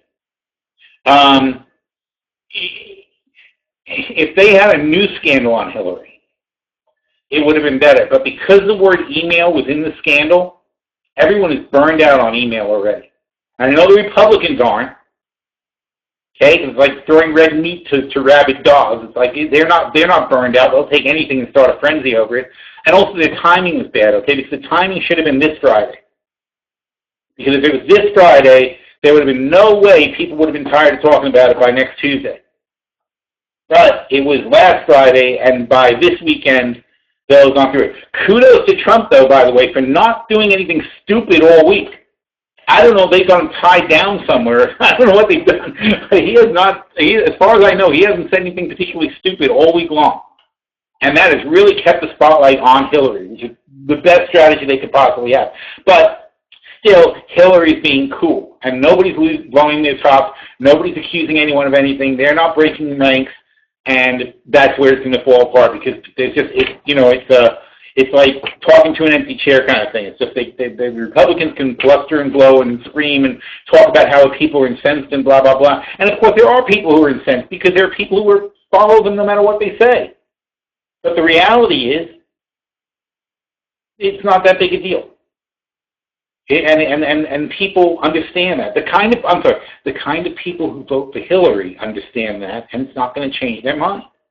And there's not enough independent people who you're going to sway, because independent people happen to be very often the kind of people who think more about things. And people who think more about things aren't really fooled by this, okay? The people who don't think, they want Hillary dead. You know, the people who don't think are the base of the Republican Party. As Trump said that. He says uneducated people are my base. So he understands that. They understand that. But just because you go to websites where a bunch of people who have nothing to do, who aren't even close to the middle of the road, are incensed by what they discovered about Hillary on Friday, they just haven't discovered anything. There's nothing there. It doesn't matter if there is something there, because even if there is something there, nobody cares anymore. They really blew it. You know when the Republican Party blew it with Hillary? When they had her for 11 hours testifying on Benghazi, and they didn't break her. That's when they lost it. Didn't matter what they did after that. That was a bad move. Because she looked presidential, they look like idiots. And that's what's going to continue to happen, and the Democrats aren't even done. They're about to lower the boom, as they say, over the weekend. So anyway, there's nothing I see in any of the polling or any of the indicators or anything that's going on that shows, and I understand there are some polls that say Trump did this and that better. It's not going to help. It's not enough. Too little, too late. So she's not going to win. But again, like Obamacare in 2010, which I talked about today, I like IBB. And of course, we like LABU, LABU, which is the Ultra. But IBB is the biotech ETF. And this is overdone. And here you can see people are buying, comes back down, people are buying. Everybody's freaking out. But the fact of the matter is, it's no worse. The same thing happened into Obama. This isn't it, obviously, but the same thing happened when Obama got elected. Everybody thought that it was going to be the end of all medical technology in America, and we were going to go back to leeches or whatever. That's not what happened, actually. It was the biggest boom that could have ever happened for the pharmaceutical sector because we insure more people. What's Hillary going to do? Obama has added 20 million people to the health care rolls. There's still like 40 million people not on health care. Hillary wants to get the next 40 million on. So 20 million people, let's get a chart. IBB. Boom. 10 years. Here we go. Wow. Where are we? When did that guy get elected? Well, it must be 08, right? Okay, so he was elected in 07. And we had a sell-off here. It doesn't look like much, but it was from 84 to 75. That was really not a big sell-off at all. And then the Obamacare time went down to like 65, whatever. Okay, so pretty much here's 65. So let's say 85 to 65, like 25% down. But then as Obamacare rolled in, everybody said, oh my God, look at this. More and more and more and more people are being covered and more demand for all these drugs and so on and so forth and blah, blah, blah. And now we have a much bigger base than we used to have and many more sales to make. And it's just cycling through again, okay? 25% of 400 is 300. We overshot the mark a little bit. We're probably going to consolidate here and start moving back up, and then we're going to go up to the next rally as the next 40 million people get added to Obamacare, to Hillary Care, Part 2, whatever they call it. So I'm all up on that sector. So if you want a nice trade for that, that's a good trade. I talked last week about infrastructure, Chicago Bridge and Iron, CBI, great infrastructure play. There will be infrastructure. We will start putting boots on the ground and shovels in the ground, or whatever they call it. Already we had a big pop on CBI since I talked about it last week, unfortunately. The other one I like is Cliff, which I think also popped. I don't know if it popped because I talked about it or if it popped on its own, but and then Cliff also came off the ropes. and it's moving back up and testing over here. It'll probably pop through that soon. So those are the ones I like. I like IBB and Lebu, LABU. LABU is the ultra of IBB. Well, not directly, but it's a similar concept. What do you mean you can't find it? How dare you? Oh, Lebu. Lebu. So if IBB is having a bad day, Lebu is going to have an even worse day. That's how it works. But we're going to get the same thing, bottoming action. Great thing here, the IBB starts turning around, this thing will take off like a rocket. So Lebu, Chicago Bridge and Iron, CBI, Cleveland Cliffs, CLS, and IBB itself are all good things to play for Hillary. And there is no Trump. There really isn't. Trump is gold. In fact, we did a hedge for Trump. I did a hedge yesterday for Trump in chat. We took ABX. Because either way, I think there's going to be inflation, and I'm bullish on gold into next year. But if Trump comes in, that's probably the first thing that's going to happen. Gold is going to go through the roof. Because people are going to be freaking terrified, and they won't know what to do. And when people are terrified and they don't know what to do, they buy gold.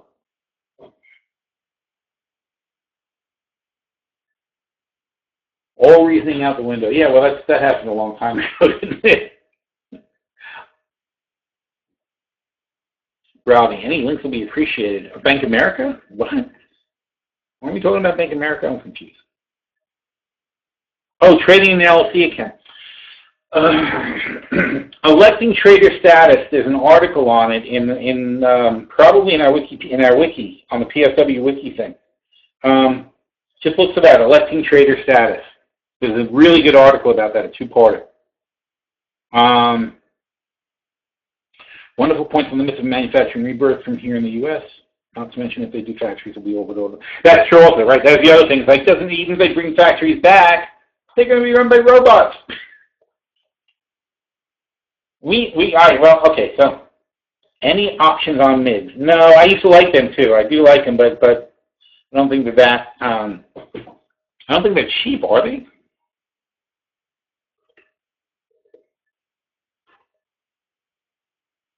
Oh, they are, actually. Yeah, I like them down here. It's a good little company. How are they looking now? Let's see. Let's go back and back. NIDD.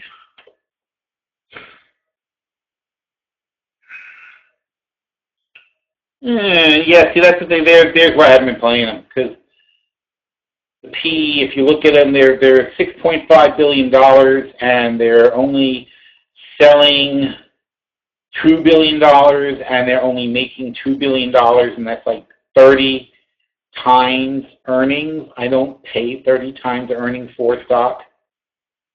Okay, so I liked them a long time ago when they were a lot more reasonable. This is not that reasonable. We haven't played them in many years, and that's why. So even though they seem relatively cheap, they were just ridiculously expensive. So not something I'd really go for. All right, final thing. What was I going to say? I just had a good idea. Oh yes, on manufacturing. No, well, not really manufacturing. Okay, here's my last point. See, and I was joking about running for president last time, but I would just like to be able to get on TV and explain some of these things to like America and be like, okay, look, this is what's really going on. All right, let's like sit down and grow up and stop screaming and accusing people of stuff and just talk about what really is happening in this country and then think about how we could fix it. That would be kind of the way to go instead of all this other crap that means nothing. You know, you got to just sit down and address the problem. Here's the problem we have. And here's the problem you have with automation. Millions and millions and millions of people are going to go out of work. Now, that's okay. In 1900, 95% of the population worked. Okay? Because first of all, 90% of the population was a farmer. And the farmers got up on the farm, and every child who could hold a bucket got up, and he took his bucket, and he went and milked the frickin' cows. And they fed the chickens. The 3-year-old kids would feed the chickens. They take some feed, and they go walk around, blah, blah, blah. That's what you learn when you're a child on a farm. You care for the animals with everyone else. And the 90-year-old women, if they lived that long, of course, they lived that long back then, but the old grandmother would also get her ass up and do stuff. And if she couldn't work out on the farm, she would be in the kitchen cooking for everyone and cleaning and doing whatever. Everybody worked until they died. You worked when you were born until you as soon as you could walk, you started working, and then you died. That was your life 100 years ago. Now, since then, we've had a degree of automation. And that automation has now allowed only 160 million working Americans now provide everything 320 million Americans need. So half of the people who used to work don't work anymore, and we're all fine. We all have way, way more stuff than we had in 1900. I mean, people like to say it's a valid point that a poor person today, not dirt poor, but a person with $25,000, like a college student who's got $25,000 a year in his first little apartment, is living probably as well practically as like J.P. Morgan did, as far as having these conveniences. Like J.P. Morgan didn't have a TV. He didn't have 1,000 channels of entertainment in his living room. He didn't have the internet. He didn't have a car that he could fly across, the country with at 80 miles an hour. He didn't have cheap gasoline to go to. He didn't have all these things that took care of. He didn't have a dishwasher. He had to hire people to do his dishes. Life was not that easy back then. Did it all, even hand milk the cow. Yeah, that's good stuff. I got to tell you, I've been on farms and worked them a little bit. It's frickin' work. It really motivated me to study hard and get rich. The good thing my parents did to me when I was a kid was take us to a farm and say, work a couple of weekends here and see what you think of life. Because that was a smart thing to do for kids. Because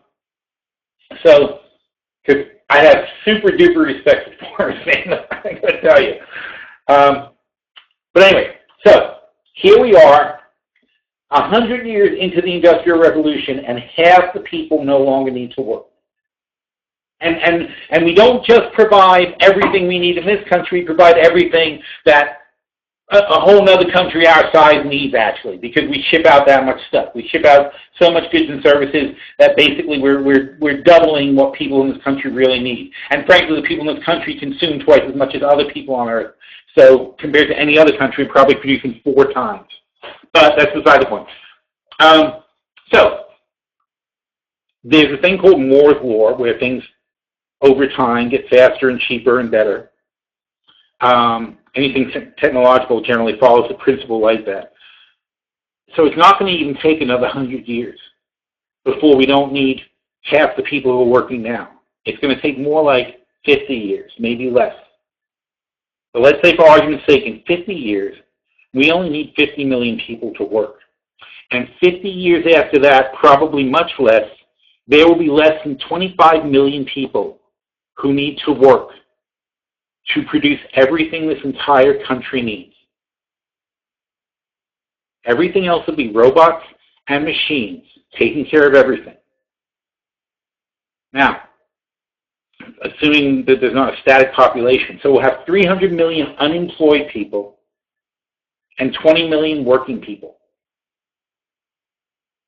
See, now the thing is, there's a huge social change that has to take place. Because what happened to the 160 million people that no longer work? Obviously, there were less people back then, but besides, I guess it's half the population. The half the population doesn't work are called women and children. And not all women don't work, of course, but there are plenty of wives who don't work and women who don't work and people who work part-time. Teenagers don't work. I mean, kids don't really work until they're 20, practically. Like part-time jobs and things like that. Kids don't work at all. And I don't know. I mean, I'm in the suburbs. I'd say half the wives don't work. More than half the wives probably don't work. I guess it depends where you live, but I'd say it's a pretty good ratio. So, what have we done with our non-working people? Well, they're supported by the men. They're supported by I don't want to be sexist. They're supported by the working spouse, basically. So one person in a family works and supports the whole family. Fine. Only one person needs to work. But now, it's no longer going to be like that, because when you get down to 1 out of 10 people works, that 1 out of 10 people, if you give them all the money, the working people, then yeah, they can support 10 people, but they won't. They'll support the 3, 4 people in their family and tell everyone else to go to hell. And that's what's happening. Slowly but surely, that is what we're moving towards. And that's why wealth is concentrating more and more into fewer and fewer hands, because ultimately that's where we're going, where we only need those 10% people, the top 10%. But it's not really the top 10%. It's really that we only need 10 people. You know, you only need 1 out of 10 people to work. There's only one job for every 10 people. So you don't punish the people who don't work.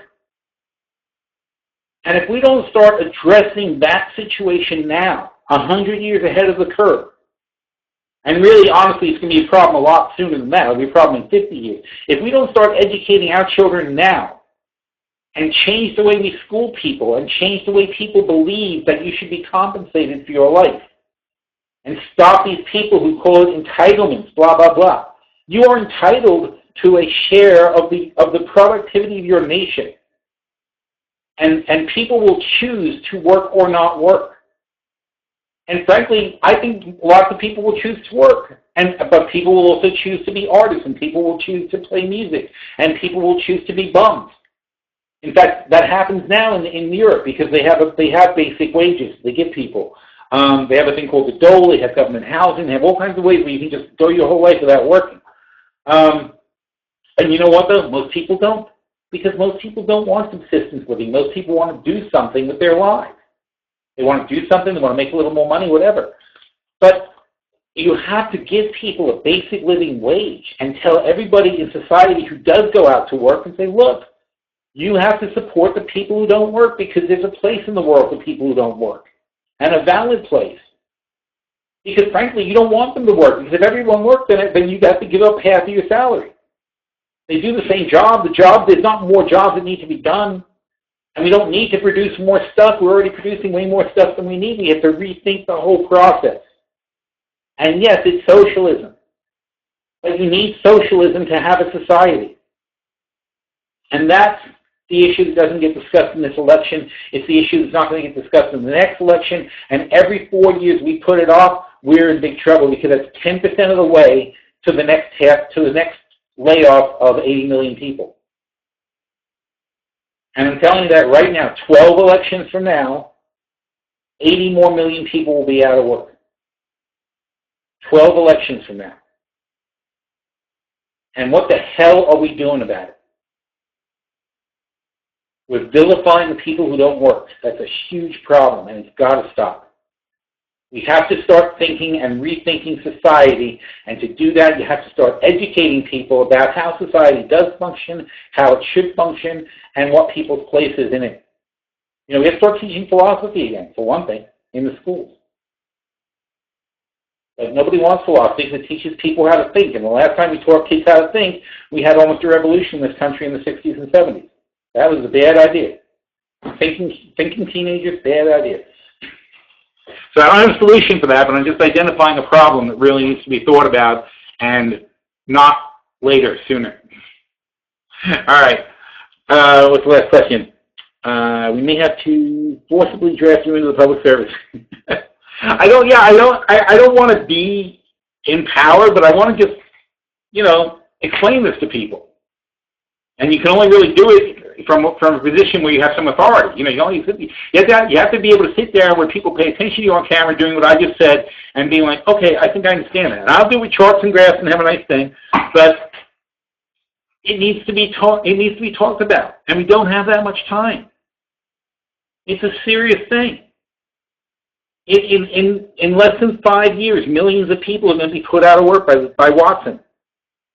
In 10 years, another multi-millions will be put out of work by Watson. And after that, it's going to be more than just Watson. That's like the beginning of the Industrial Revolution. All of a sudden, any job that doesn't require somebody to physically do something that a robot can't do, which is not going to be very many things.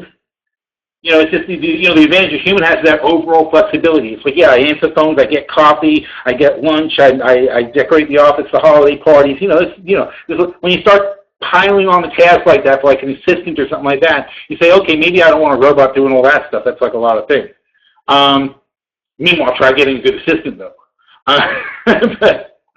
But you know, there's so many jobs.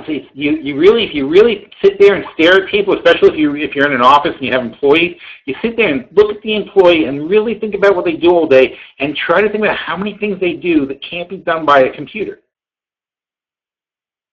You know, if you had a computer that could talk as well as they could and understood people as well as they could and had some degree of mobility, that could pick up a file or do whatever it is they do, you know, I mean, frankly, it should be paperless anyway. But if they're, you know, how many functions can't a computer do? And then you rethink your workplace and say, okay, so we need 2 humans and 10 robots instead of 12 humans.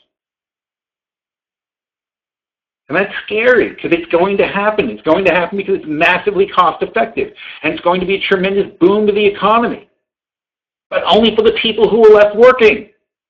Or the people who own the machines. It won't be a boom to the economy for the people who get thrown out of their jobs. And we can't do that. We have to rethink the way we reward labor or the concept of labor. It doesn't even have to be labor. So anyway, all right. That's my campaign. Vote me in the next cycle or hopefully or after the revolution. When we have a revolution after Trump or Clinton are elected, whoever, when we topple the government completely, I'll take charge and we'll talk about it then. All right. Thanks a lot, everybody. See you next week. No, I'm sorry, not next week. I apologize. I'm taking a vacation, something else robots don't do. I'm going on vacation next week, and I will be back the week after. Okay, thanks.